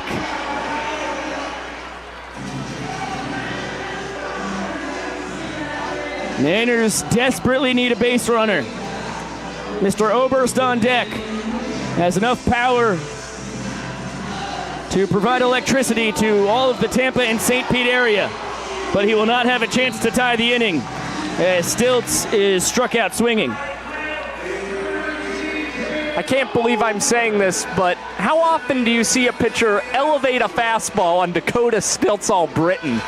Actually, incredibly rarely. That was really something else.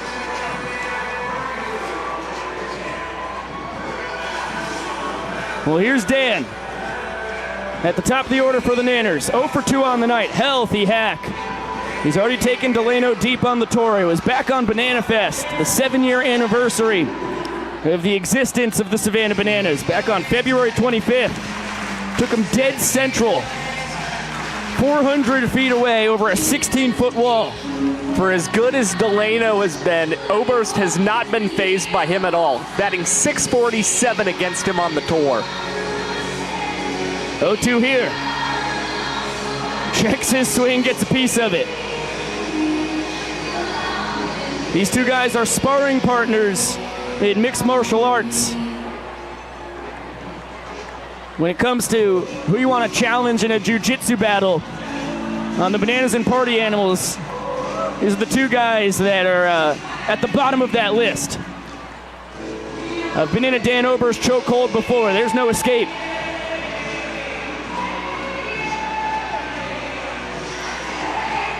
One-two coming to the Nanners' first baseman. Shot up the middle. Hampton crashing in with a nice sliding catch.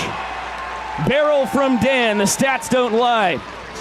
But Delano with a 1-2-3 frame. Party Animals jump out in front 3 points to 1. And as you get another look at an 80-grade center fielder doing what he does best. Boy, not a better time to bring in Dan Oberst's older brother, Will, into the broadcast booth.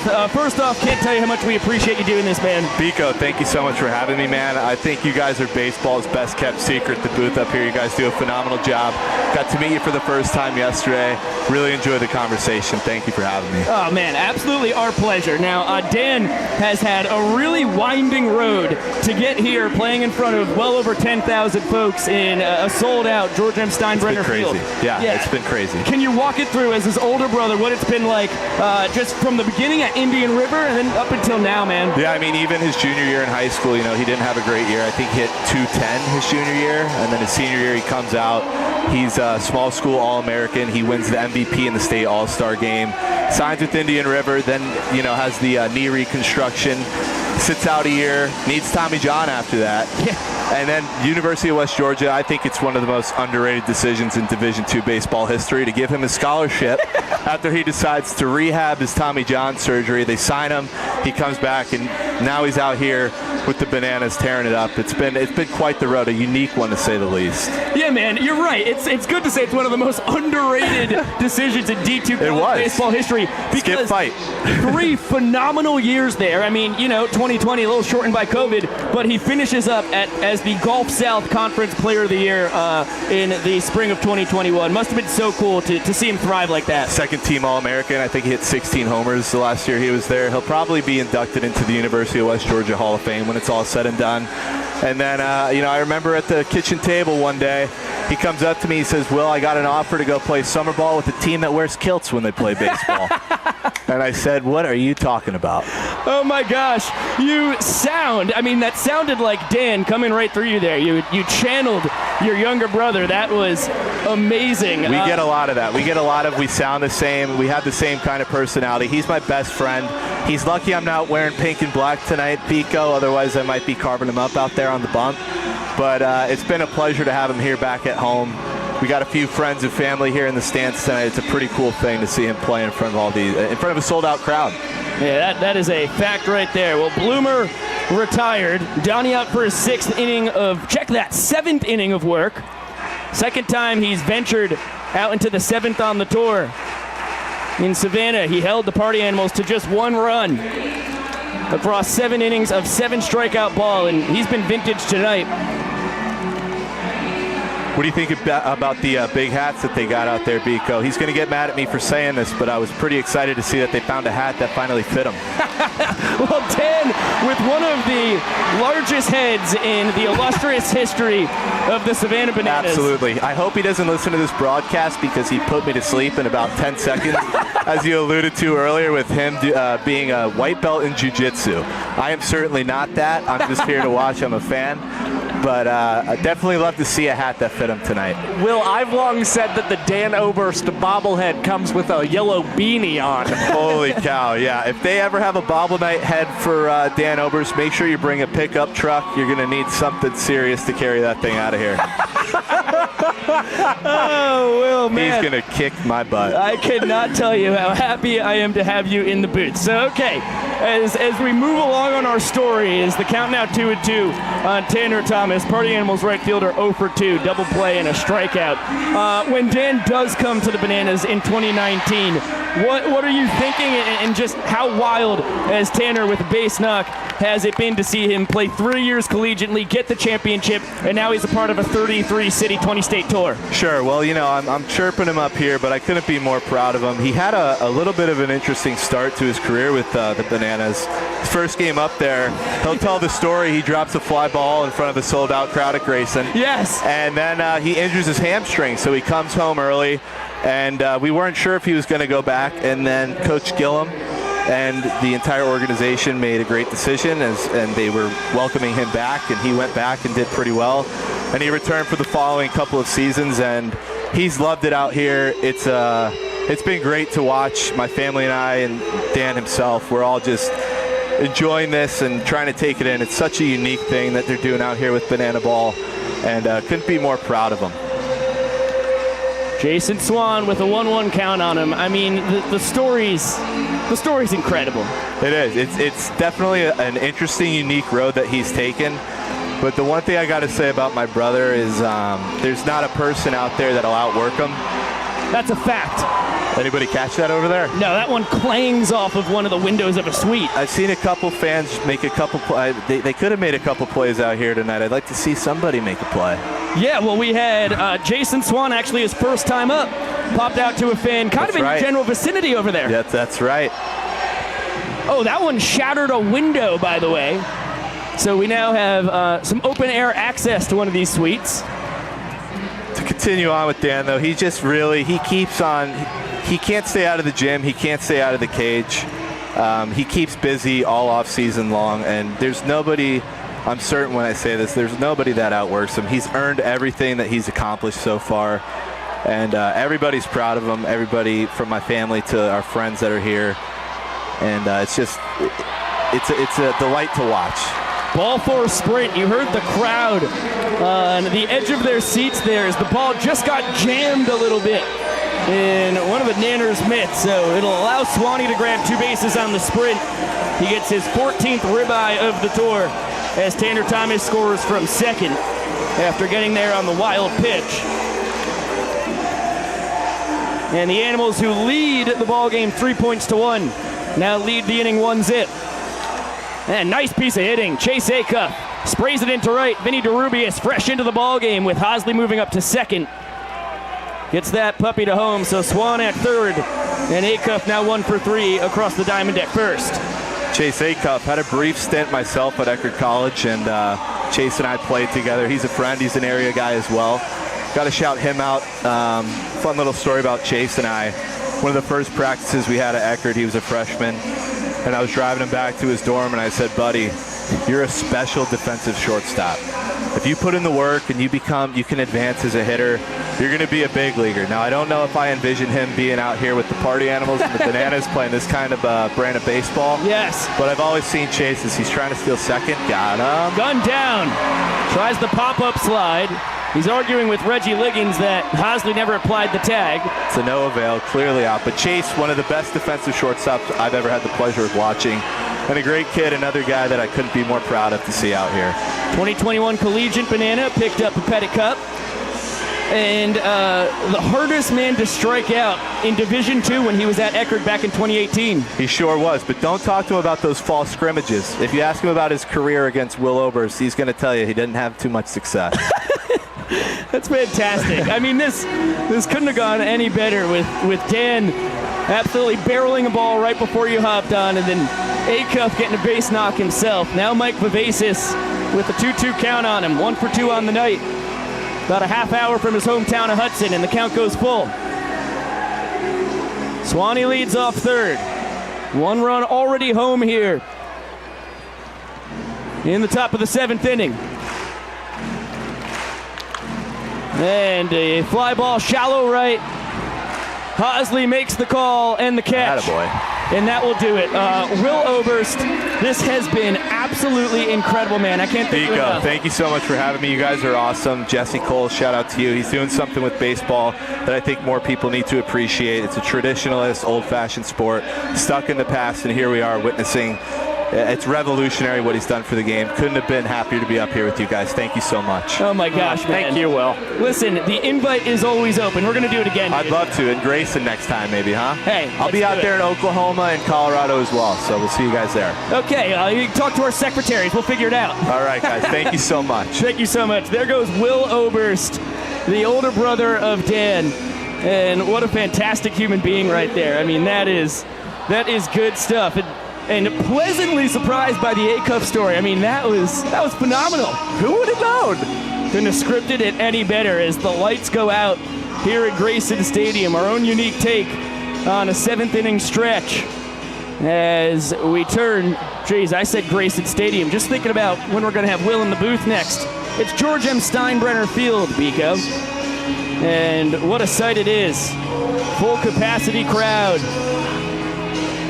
And they are lighting it up. There it is right there. That is all you have to see. I mean, this is probably one of the coolest sights you will see on tour all season long. Just incredible that we were able to dim the lights here in George M. Steinbrenner Field and just have nothing but the fans and those phone lights just illuminating this. I think Zach Frangelo, our director of entertainment, will have a request for LED lights that can be turned off and on in an instant. We love our ballpark that was built in 1927 and rebuilt from Municipal Stadium into Grayson that you see today in 1941. But it takes about 20 minutes to turn our lights on. Something that can be amended. I know Zach's got his eye on it. GMS here was completed on March 1st, 1996, before Josh or I arrived here on planet Earth. And in its 27th year of existence, renovated a handful of times. It really gives you the Yankee Stadium effect. You have the big Yankee signs on both foul lines and the classic white facade wrapping all the way around, nearly from foul pole to foul pole. It is a glorious arena for our young sport of banana ball. And you still get all the same dimensions at the same time of Yankee Stadium, a short porch in right field. And by the way, just outside of the stadium, they've got the monuments that you can go and see. The greats of Babe Ruth, Lou Gehrig, Joe DiMaggio, Derek Jeter. I mean, there's a million of them you could name. Well, it makes sense when you are the most successful team in the history of Major League Baseball. 27 World Championships for the team I grew up adoring in upstate New York. It's a pretty surreal moment to be in the center of it all right here, Josh. Party Animals lead the 7th inning, 1 run to zip. 2-2 count. Eric Jones sprays it foul. 2-3-4 in the Nanners lineup. The Big Boppers, Jones, Deeb, and McFadden. A combined 10 home runs between the trio. And EJ hanging tough against the Party Animals ace. This feels like a very critical inning for the Bananas. They're already down 1 run in this inning. They do not want to fall behind 4 points to 1 and have to use the 9th inning to possibly come back from a greater deficit. If Eric Jones can get on here, it's really going to set a good table for the Bananas. Boy, fans nearly snagged that one, so EJ with another chance at it. Delano in his 3rd inning of work. And EJ testing the fans again. No, that one's going to leave the premises. EJ really battling here. I know that he would definitely like another multi-hit game. He has not had one since the 31st of March in Scottsdale. How about them apples? Good take there. The bender from Delano. And the count runs full on the Bananas backstop. Chopper towards second, Baber.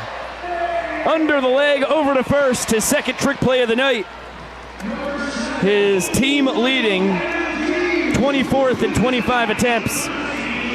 Yeah, get this about Dustin Baber. He had 12 trick plays entering tonight. That's through 7 games in April. Now, through all of February and March, he had only 10. It's incredible the pace that he's been on since starting at second base here this month. There's a reason they call him Derek Ginger. Going to be going in the Bananas Hall of Fame for his incredible defensive work. And he's been swinging a heavy bat as well. Kind of an extra base hit machine as of late. 4 of his 6 hits this month have been doubles. How about them apples? Guy's got some pop. Another Florida man. Started his college career on the other side of the state at Daytona State.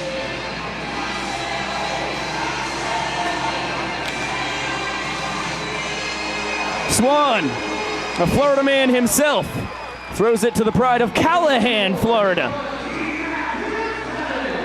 The Sunshine State boys are everywhere you look in Banana Land. Delano gave up a run on a single and then a two-base sprint in the fifth. That's the only point the Bananas have secured this evening. He had a 1-2-3 sixth. He's retired 5 straight now. But McFadden, a very dangerous bat. That's why we continue to see him in the heart of the order for the Bananas. One mighty swing could tie this inning. Another foul ball, not caught by fans. D-Mac, a couple ground outs to the left side of the infield. 1 to third, 1 to short. It's been excellent on the tour, hitting .286, a .394 on base percentage. But the bat's been pretty cool here in April. And you haven't seen many extra base hits either. Yeah, and it wasn't until Wednesday night that he got his first hit with a runner in scoring position either. So really, RBIs have been far and few between outside of home runs. 2-1 now coming to the Nanners' designated hitter.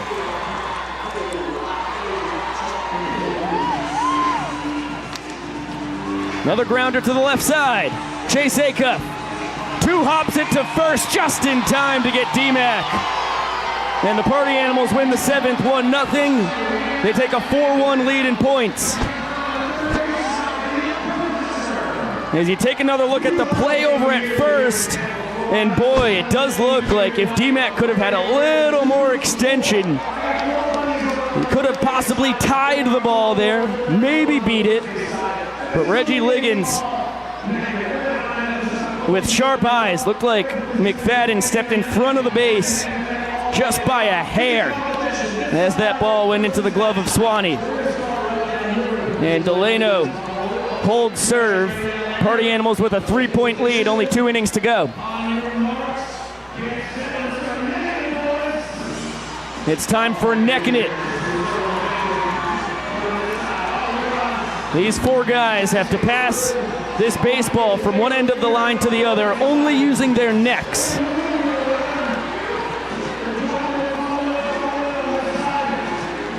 It'd be a really tough game for a couple of hitters who hit last inning, Michael Deeb and Dakota McFadden. Those boys with about as big a necks as you'll find in all the land. Makes sense for Deeb, a 4-year linebacker at Notre Dame. And D-Mac looks like he could be on the Atlanta Falcons defensive line tomorrow. It's good work from the fellas.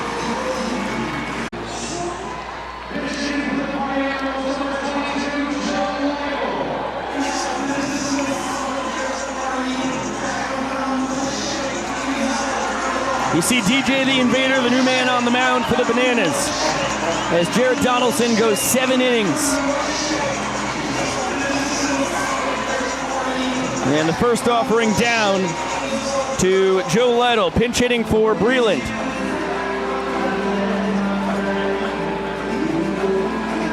Take a look at the numbers for Joe. Really solid tour thus far as he bounces that to Dan over at first base, waving him goodbye before stepping on the bag. And Joe has been really excellent in the month of April. I mean, we've seen a lot of runs batted in, one of the highest individual OPS numbers of the month. It's surprising that Lytle actually did not have the start. I think if it weren't for Mike Vivacis getting a little Tampa reunion, we definitely would have seen Joe starting for the Party Animals once again. Oh, for sure. I mean, it's been Lytle or Cornette behind the dish for nearly every one of the 24 ball games. For the Party Animals on the tour is Dustin Baber. Downs a Guinness. And kicks his way into the right-handed batter's box. Healthy cut and a miss. 2 strikeouts, both swinging. Very happy to see Jared Donaldson off the bump.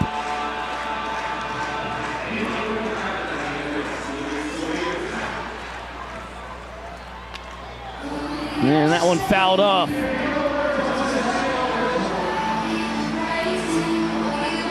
DJ brings 4-seam and 2-seam fastballs, low 90s. He can touch 95, 96. That's as high as we saw him throw on the tryout back in November. Good play! Vincent Chapman gets the ricochet. It's the first time I've seen that in his 2 years as an ump here. He's been trying really hard, and Eric Jones, he's really going to give him the satisfaction of that catch with a big old bear hug. DJ finishes the arsenal with a slider, cutter, and changeup, which is his best pitch. An otherworldly changeup, one might say. That one shot into right field. Nobody goes the opposite way better than Dustin Baber. You see a great exhibition of it right there. To the top of the order we go. Reese Hampton halfway to a cycle. But time running out. Less than 25 minutes to play. And only 2 innings before a winner is decided, or we head to showdowns if it's tied. Hampton 2 for 3, a double and a 2-run homer. And this is the last game for the Party Animals here in the month of April. And believe it or not, as great as Jake Skoll, Bryson Bloomer, Joe Lytle, some of these Party Animals have been, if there's a guy I'm giving a Player of the Month award to, I'm giving it to Reese Hampton. He has been so consistent all season long. You talk about the 15-game hitting streak that he's now on, and now 4 home runs this month. It's unbelievable. Hosley to second. That one is on the exchange, so Baber is out. Cox was trying to rip it out of the glove to get the lightning fast Hampton. Here's Jesse. The All-Star, World Series pitcher, and Red Sox Hall of Famer. Please welcome 76 years young, Bill the Spaceman Lee.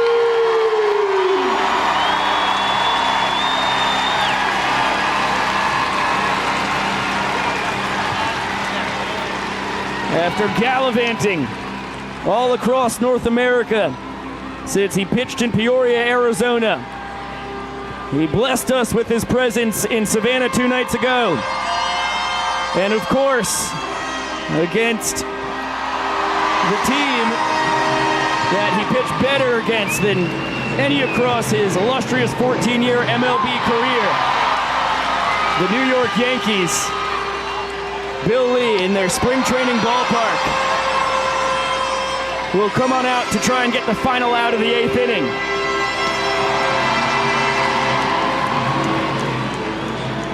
If I'm not mistaken, this is the first time on the tour we have seen a spaceman relieve a spaceman. You know what? We'll have to talk to the Elias Sports Bureau there to confirm it.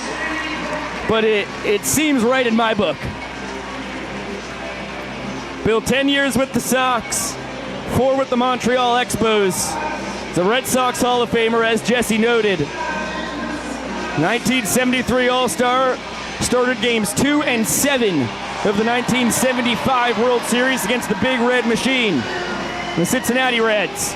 Sam Claycamp skies it to center. DR loses his big cap, but he finds the ball. And Bill Lee does his job. 1 pitch, 1 out.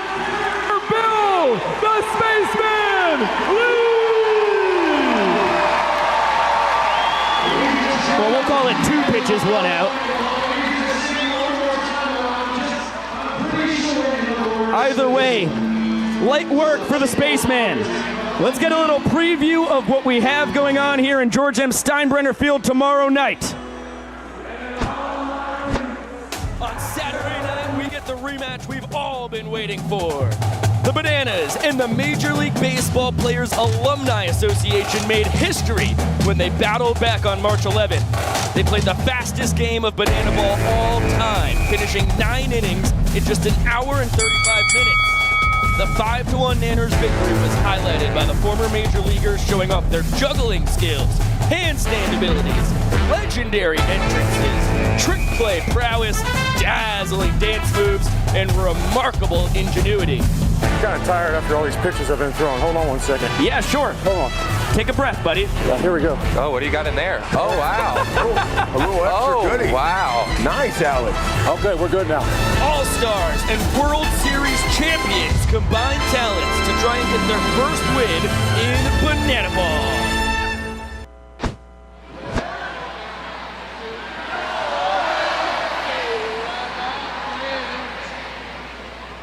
It is going to be a wild one.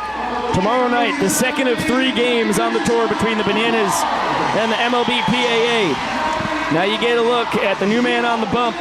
Third man to throw it tonight for the Party Animals, Brett Helton. Drafted by the Pittsburgh Pirates in the 9th round back in 2015. Spent 4 years in the organization after 3 pitching in the Pac-12 for Utah. DR Meadows. Right up there with Reese Hampton is one of the hottest guys in April.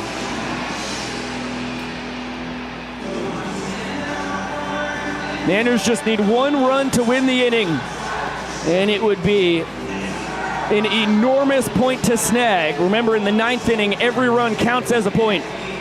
That deficit being 2 compared to 3 would make a world of difference.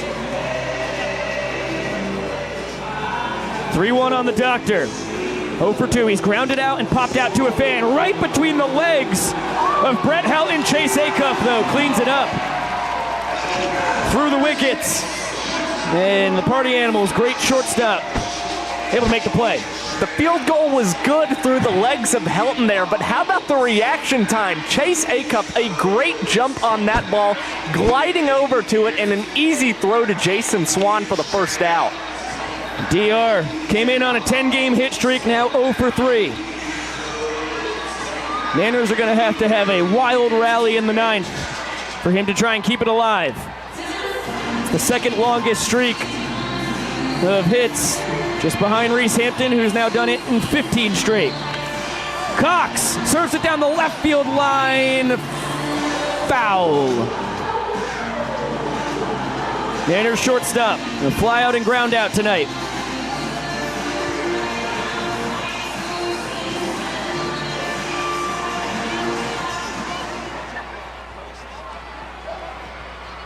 Ryan coming off of back-to-back 4 trick play games. He's got a pair of them this evening. Makes it 12 across his last 5. He's at a pace that is going to be really hard for anybody to catch up as he grounds that one to Acuff. And second time tonight that he's been retired by his counterpart.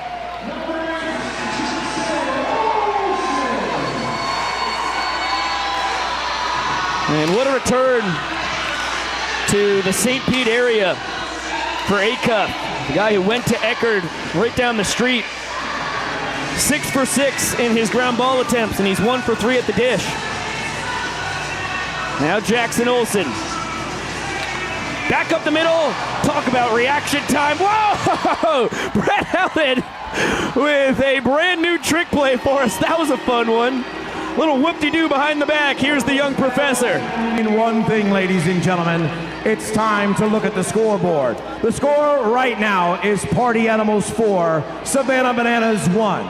But this is the final inning, and in the final inning, every run counts for a point. This is the opportunity for the Bananas to hold the Party Animals, score 4 runs and walk it off. Anything can happen, just like Yogi Berra once said, it ain't over till it's over. Welcome to the final inning.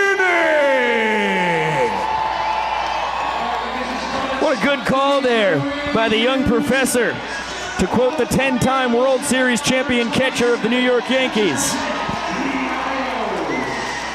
By the way, Brett Helton with a 2-minute and 36-second bottom of the 8th inning. He is the MPI king, averaging 3 minutes and 17 seconds on the tour. That's the top spot. And it's only getting lower. Before he pitched on Wednesday, that mark was at 3:19. Now he lowered it to 3:17 coming into today. Who knows what it will sit at when he comes into the next game in May? Well, you will be the one who knows when you calculate the number. That's what they pay me to know, yeah. That's a fact, but you'll be the first to know it. Until then, we wait for Josh to crunch the numbers. Stats Watch 2023. That's a fact. Our very own sports science man, Danny Hosley, getting loose on the bump for the Nanners. He's been the best pitcher on the tour thus far. Talk about stats. Those are mind-boggling numbers. ERA sub 2, the only man venturing in that land as far as earned run average, and not bad in the MPI department either. 3 minutes and 58 seconds, that's 6th best. When the tour average ERA is 6.39 and Danny Hosley enters play with a 1.96 ERA, it really speaks to the utter dominance we've seen out of him on the mound for the Savannah Bananas. You saw it just there, but 23 innings pitched, 35 strikeouts to just 9 sprints, 1 hit batter, 12 hits. It's absolutely absurd numbers there as Eric Jones lost the baseball. Luckily, it was out in front of home plate. And no harm, no foul. Jake Skoll has stolen first once on the tour. Part of the recipe for his season-leading .529 on base percentage. Tonight 0 for 3 with an RBI ground out.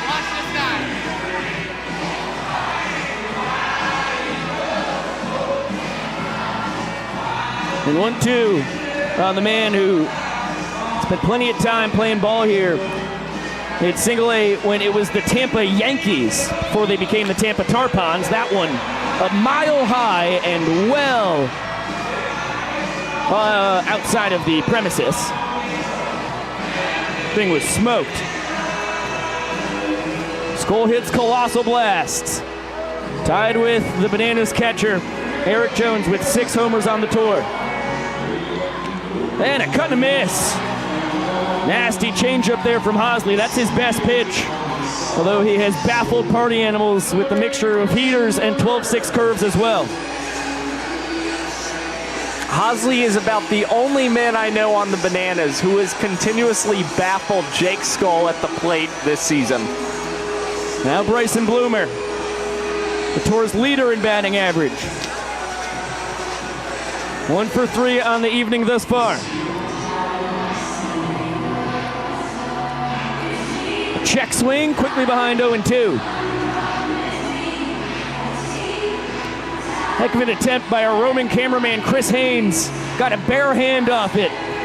But when you're carrying as expensive a piece of equipment as that camera he's got with the headset and everything, that's certainly priority number 1, and I'm happy he was able to hold on. But if he had made the snag as Bloomer strikes out there, back-to-back Ks from Hosley. Sword? Oh, definitely. Now, would Hainsey have run over to Vincent Chapman and given him a hug with the snag? I would hope so. Me too. Get EJ in there. Take another look at the disgusting bender when he hits you with the fastball up and in before that. And then that one starts right over the outside corner, ends up bouncing in front of home plate. It's a disgusting pitch. Really is. Now Tanner Thomas, 1 for 3 with a run scored. Hosley trying to keep it just a 3-point deficit for the Bananas. The Sunshine State hangs in the balance tonight. That one skied to shallow left. Deeb, a couple steps back. Now Mosey's on in. And it's a 1-2-3 frame with a couple punch outs for Hosley. Here's the young professor. Danny Hosley and the Banana Boys have done their job. A reminder, every run counts for a point. This is the chance for the Bananas to do one of 2 things. Score 3 runs, tie it up, send it to showdowns. But why settle for 3 when we can get 4 and walk it off? Make some noise, ladies and gentlemen, because this is it! Couldn't have said it better myself, Mr. Young Professor. Brett Helton back out on the bump after his 2 minute and 36 second 1-2-3 bottom of the 8th inning tossed. Brett's got a fastball in the low 90s, cutter in the mid 80s, changeup low 80s, curveball high 70s. It's a heck of a 4-pitch mix.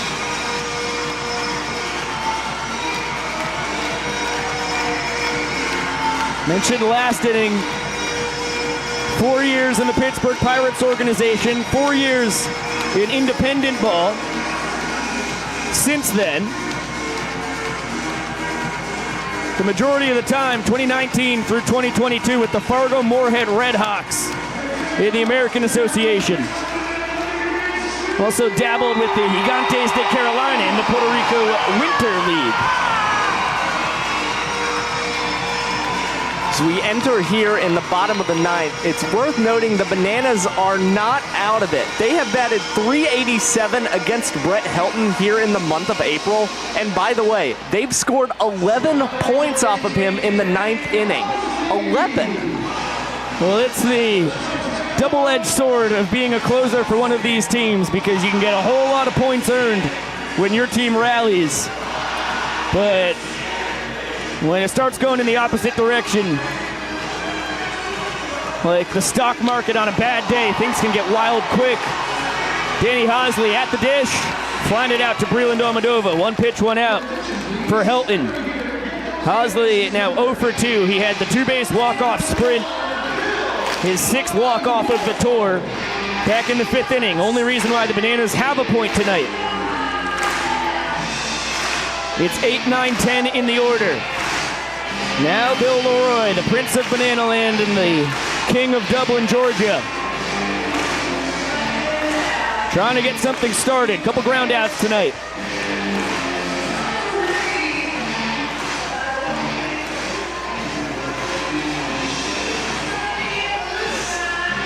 Bill just squeaks his way into the top 10 on the tour in batting average at .284.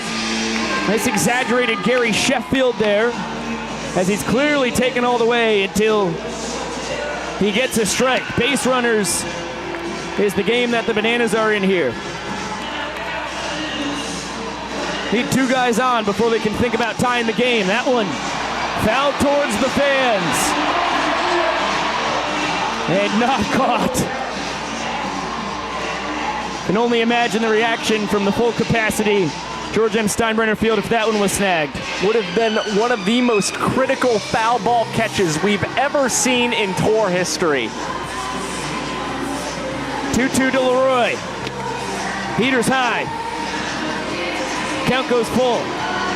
Right now the Jake Skull pop-up on a 3-2 pitch with the bases juiced in Sugarland. Reign supreme is the most important foul ball caught by a fan ever. Lined up the middle, base knock for Leroy. How often does Bill come up in the clutch? Doing exactly what you need when the pressure is the highest. I mean, Bill worked a great at-bat, just shortened up the swing and put something into center field there. That's a big leadoff runner for the Bananas. Now it's trying to get a couple more guys on, and bringing that tying run up to the plate is Vinny DeRubius bats. Yeah, this is the biggest AB on the tour for Vinny, who came in to right field, replaced Matt Wolf in the order as Hosley moved from right to second.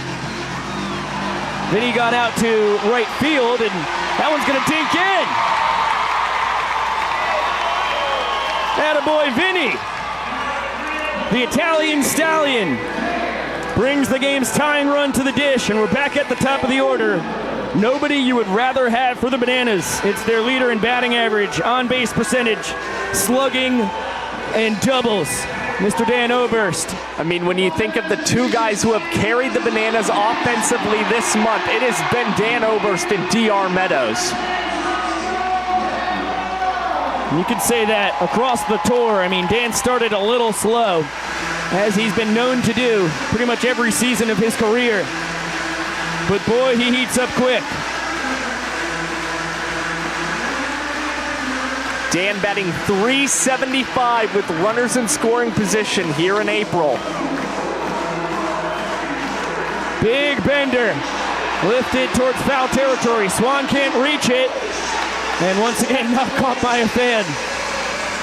Every one of these balls fouled off feels like life or death for the Nanners. What I'm starting to notice, though, a lot of fans waving their arms down towards them, telling fans, urging them, begging them not to catch the ball. I saw that as well, as that one absolutely rips into the K in Yankees. And what a battle here between Helton and Oberst. 6th pitch of the AB. Brett hasn't thrown a ball. And we're going to do it again. How scary has this been? Another one that falls harmlessly to the ground in the stands. Do you think as a batter, you feel sort of a panic upon hitting a foul ball in a situation of this magnitude in the 9th inning? I'd be terrified, Josh. Cranked foul. Dan hanging tough. Leroy off second, DeRubius off first. 8th pitch of the AB coming. Count still 0-2. How about a fan holding the Jake Lialios follow me sign? Back up the middle, off the glove of Helton. Flip the second one, over to first, wild throw. Bill's gonna slam the brakes and head back to third. The Bananas saw their lives tonight flash before their eyes. They're now down to their final out. Runners at the corners, and Eric Jones will represent the game's tying run. What a great adjustment by Dustin Baber to be able to grab an out on that. What a big moment for the Bananas backstop batting in this situation. He's the team leader in home runs with 6, and what a moment it would be for him to get his 7th and tie this ball game. Count even at 1-1 on EJ.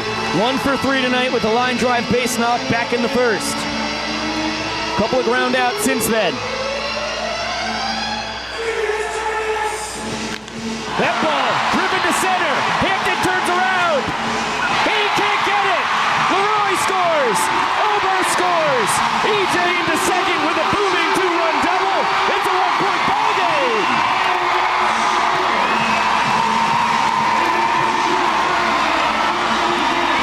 That is an absolutely massive smack there from Eric Jones, and a great decision here by the Bananas. You get Jones in scoring position, you're just trying to tie the game at this point, and you put in Malachi Mitchell there scoring. If Deeb just drops anything into the outfield, Malachi is going to be flying around third base.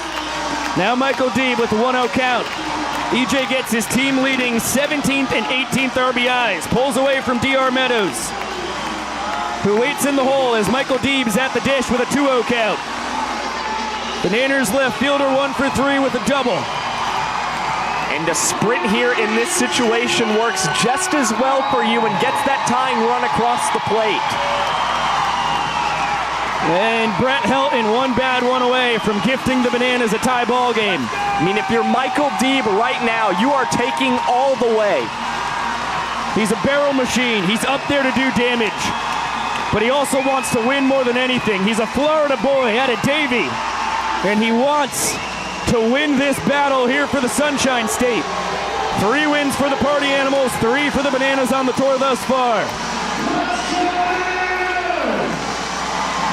Swing State hangs in the balance tonight. And Helton finds the zone with the heater.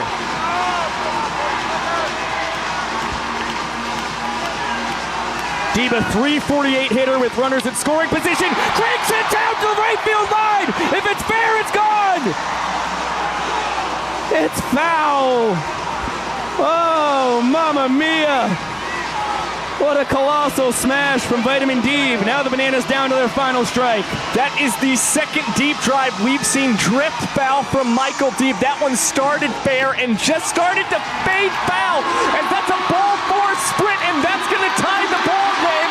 Malachi going home and Deeb getting into scoring position. Just like that. What a 3-run rally. All with 2 outs here in the 9th. And it's a 4-4 ball game. Now Deeb represents tonight's winning run out on second base. Picks up his team leading 10th sprint.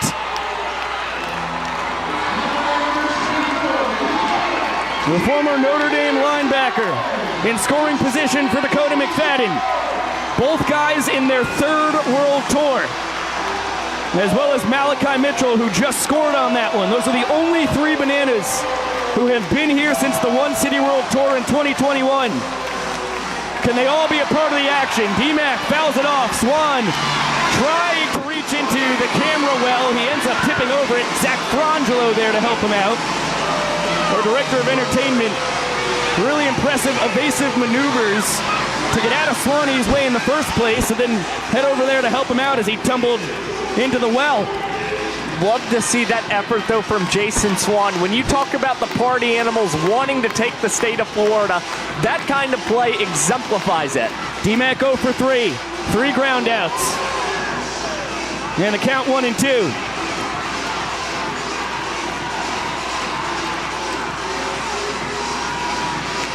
Line into right center field.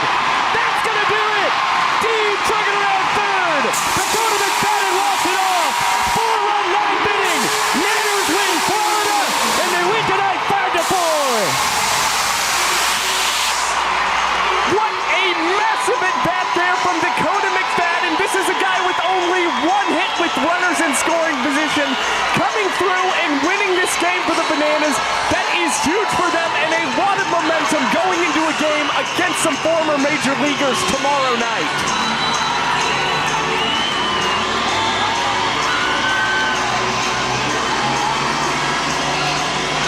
It was only his second knock with a man out in scoring position in the month of April. And what a colossal time for it. The Bananas offense dormant for most of the evening. And they come through when it matters most. A thrilling 5-4 victory.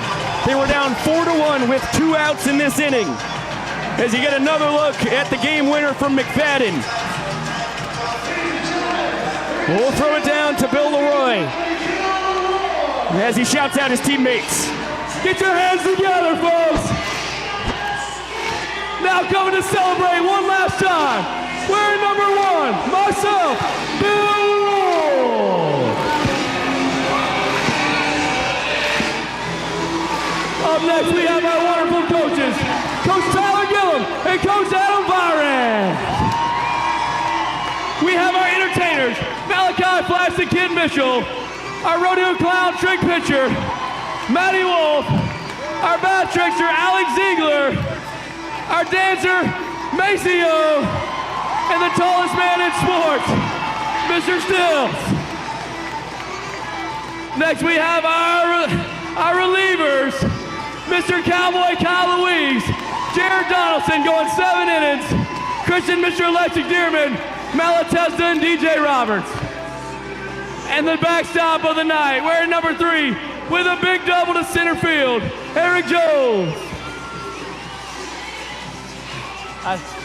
Up next, the groovy man himself, closing out the night, Danny Hosley.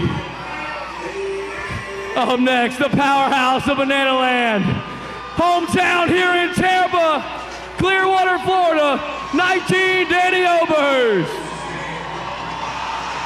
Up next, we have our hype man, the best coach in sports, number 23, Reginald Horton.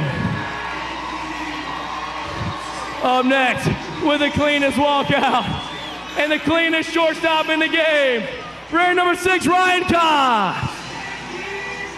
Up next, the doctor himself, Mr. D.R. Meadows, wearing number 5. Up next, singing his own song, rocking this big old hat, number 13, Dalton Malden. And the Italian stallion himself, feeling all the flavor tonight, Mr. Vinny Drubius. And the walk-off king of the night, wearing 24, Mr. Dakota McFadden. You know him, you love him. Also a huge contributor in the 9th inning, Mr. Michael Vitamin D. And last but certainly not least, our greatest showman, social media star, Jackson Olsen.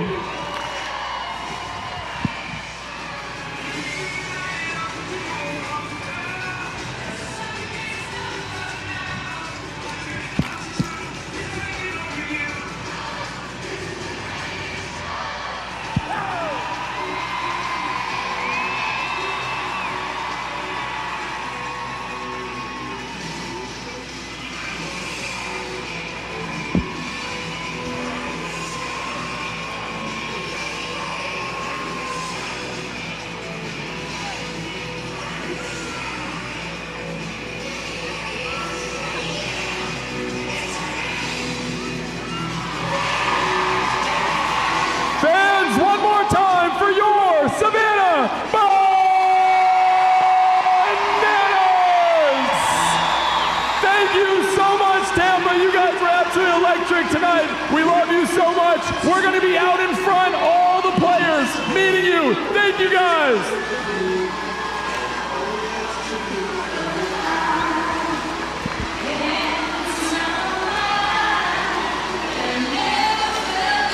That man, Dakota McFadden, in his third tour, he wasn't going to let this thing go to showdowns, and he's telling you that right now. What a performance from the pride of Rocky Point, North Carolina.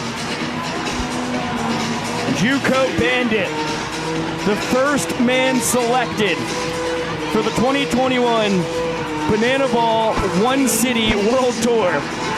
As we hop back in the booth, Pico Scala, Josh Chalevsky, you could not have written a better script. The Bananas down to their final out. They needed 3 runs to tie it, 4 to win it.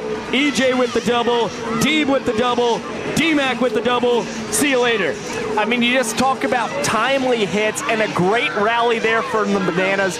We've talked a lot this season about offensive inconsistencies, and that's the type of rally, that's the type of moment you want to see the Bananas really build on, to where they have, 2 and 3 more innings like this every ball game. It contributes to even closer games and maybe more dominating wins for the boys in yellow.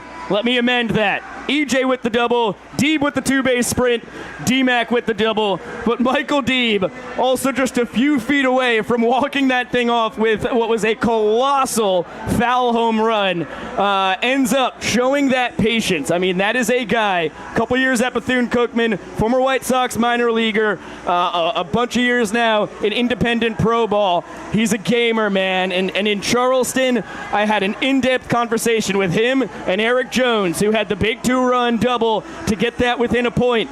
And the two of them talked about the tricky dichotomy of how much you're entertaining as a Banana and how much you are practicing baseball and going out there and focusing on the game at hand. They came into tonight 5 games back. Obviously, now it is a 4-game deficit, but that was a colossal rally from the big boppers of the Bananas. It's really the first 4 who have been a step above throughout the tour. I mean, these are guys who want to win. Jones and Deeb especially. The Bananas as a whole really trying to win ball games each and every night.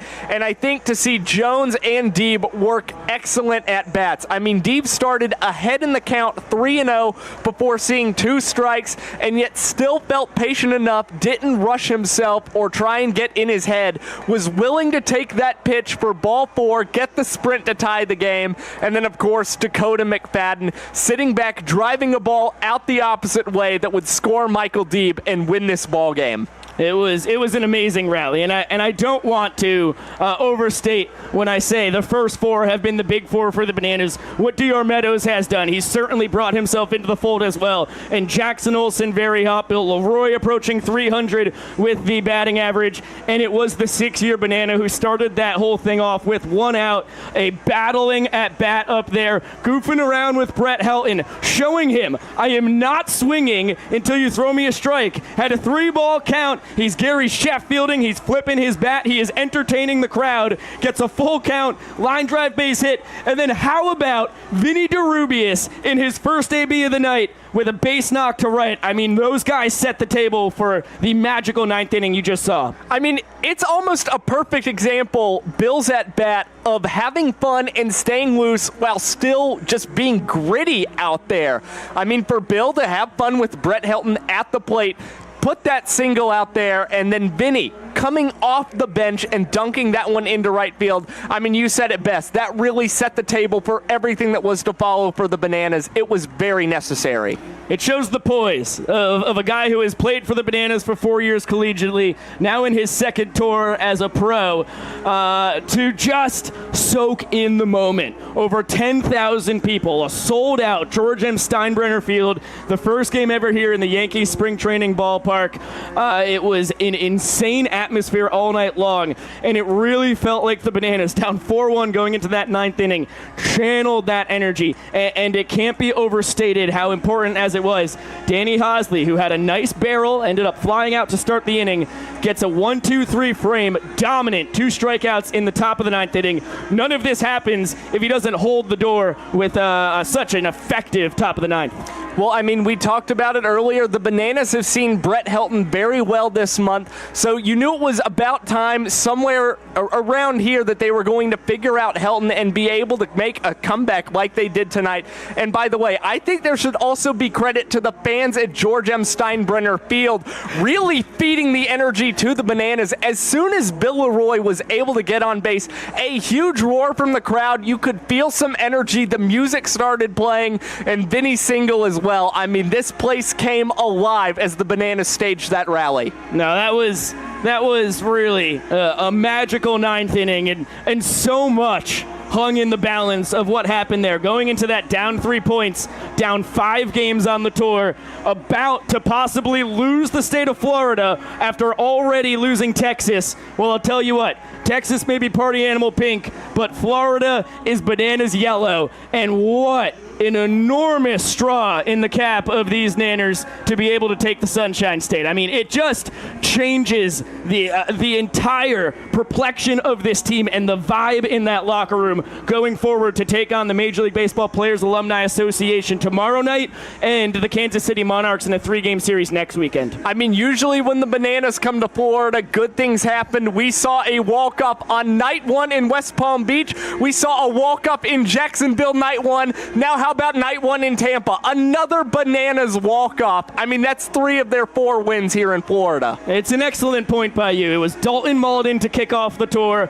It was Michael Deeb in Jacksonville. And now it's Dakota McFadden getting in on the fun. And D-Mac, by the way, picking up his 7th walk-off of the tour. He's one behind D.R. Meadows for the tour high. Just an incredible team effort by the boys. And 4 trick plays from the Bananas tonight to bring them up to 94 overall. They are 6 away from 100. How insane would it be to get to a cool Benjamin against the MLB PAA tomorrow evening? Yeah, and I mean, with the style that we see from the MLB PAA, sometimes the game slows down just a little bit. The guy's not as limber going down the bases.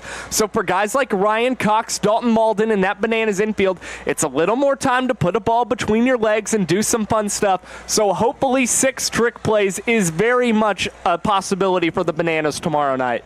Now, unfortunately for the Nanners, all of these big hats are being auctioned off because I tell you what, with the magic that was in the air tonight, I would wager they're arguing to Tyler Gillum and Adam Viron. Let's wear these things every game for the rest of the tour. Rally caps. Yeah, you know what? Wow. Jumbo rally caps. There's something there, Josh. There is something there. An incredible evening, and what a first night here in George M. Steinbrenner Field. Superb. I mean, there is something special in the air here. The only other time that I've been to George M. Steinbrenner Field was on a trip to a Yankee spring training game with my grandfather, Mike Polcari. We saw an Aaron Judge home run. My grandpa, Pop Mike, is not with us anymore, and this was a cool one to be back here. A powerful moment for me to be in the center of it all. 4 years ago, I never dreamed that I would be broadcasting a game here. Nonetheless, a Bananas versus Party Animals game, the 27th of an 87-game tour. We have gotten through 8 stops thus far, and there will be 33 cities overall. It's one that really puts it in perspective. There's something in the magic here in Tampa. I mean, the magic doesn't leave whether you're in Banana Land or whether you're in another city with these guys. No, really cool. And I can't thank our entire crew enough. This was a team effort tonight for the Nanners getting the 5-4 victory, grabbing a victory out of the jaws of defeat down to their final out. And I don't want to beat a dead horse here, but double, 2-base sprint, double. Amazing. 4 hits in the bottom of the 9th inning. They score 4 runs, and they are the winners of Florida, 4-3 over their arch rivals. They still trail the tour by 4 games. The Party Animals are now 13-9. The Bananas 9-13, but brings the Bananas overall record up to 11-14. You got 2 ties in there. That'll never happen again because Banana Ball's rules have been amended, so we'll just forget that happened. Really good team effort from the Bananas. Same thing goes for our broadcast crew. Got to shout them all out. An incredible work back in Savannah. Thank you so much in the control room to our technical director, Griffin Ellis, the brains of this whole operation, and what beautiful brains they are. On audio tonight, Dakota Burns said, fantastic work. I couldn't hear what you're doing, but I'll listen back, and I'm sure it was superb. On replay, Jalen Johnson, all the second looks tonight, second to none. I mean, this guy is a superstar. On the graphics, Julia, you are absolutely superb. Thank you so much. And on the scorebug tonight, Kwanzi, it is a dynamic duo back there in the studio. You are all incredible in Grayson Stadium. Here in George M. Steinbrenner Field, on the first base camera, the Iron Horse of Bananas TV, Emerson Elmgren, and across the diamond on third base, Taylor. What a dynamic duo there. Incredible work by the two of you. On the high home tonight, Ben Barks. That's what I'm talking about. Especially love the tracking shot of Reggie Horton, the happiest man in all the land, in the victory celebration at the end. On the low home camera, Nick Keldy.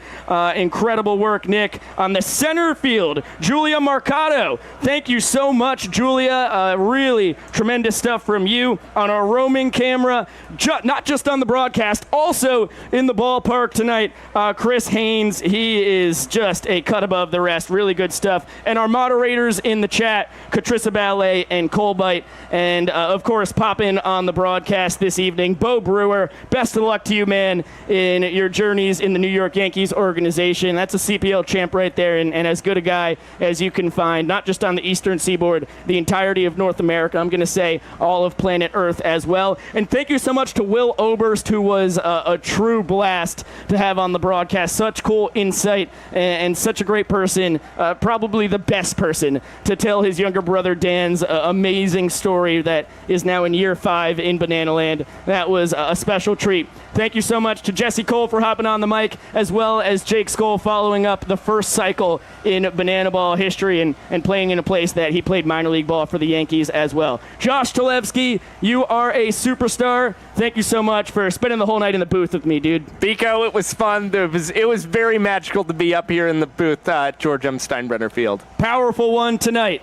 For Chad Reese, the coordinating producer of Bananas TV and the straw that stirs this whole drink, I am Biko Scala saying so long for now. The Bananas are champions of the Sunshine State. They win 5-4 in a miraculous 4-run bottom of the 9th inning, all 4 runs scoring with 2 outs. You just couldn't have written a better script. Biko Scala saying, we'll see you tomorrow night. Don't bury the lead, Biko. The Major League Baseball Players Alumni Association is here in George M. Steinbrenner Field. It was a really good group of guys in Savannah back on March 11th. Boy, are they revamped. There are some tremendous names, bunch of guys who are fresh out of the game and have really incredible double-digit year careers, all-stars, World Series champions, and they lost 5-1 back on the 11th. They will be out for revenge tomorrow night. It's going to be a really cool Game 2 of this 3-game set. We will see you there, 6:30 p.m. Eastern Time pregame, 7 p.m. first pitch. We'll see if the Bananas can take down the former Major Leaguers once again. Have a great evening. Thank you so much for going crazy in the chat all night. You were fantastic. Can't wait to do it all again against the MLB PAA. We'll see you tomorrow night. And of course, we'll see you later!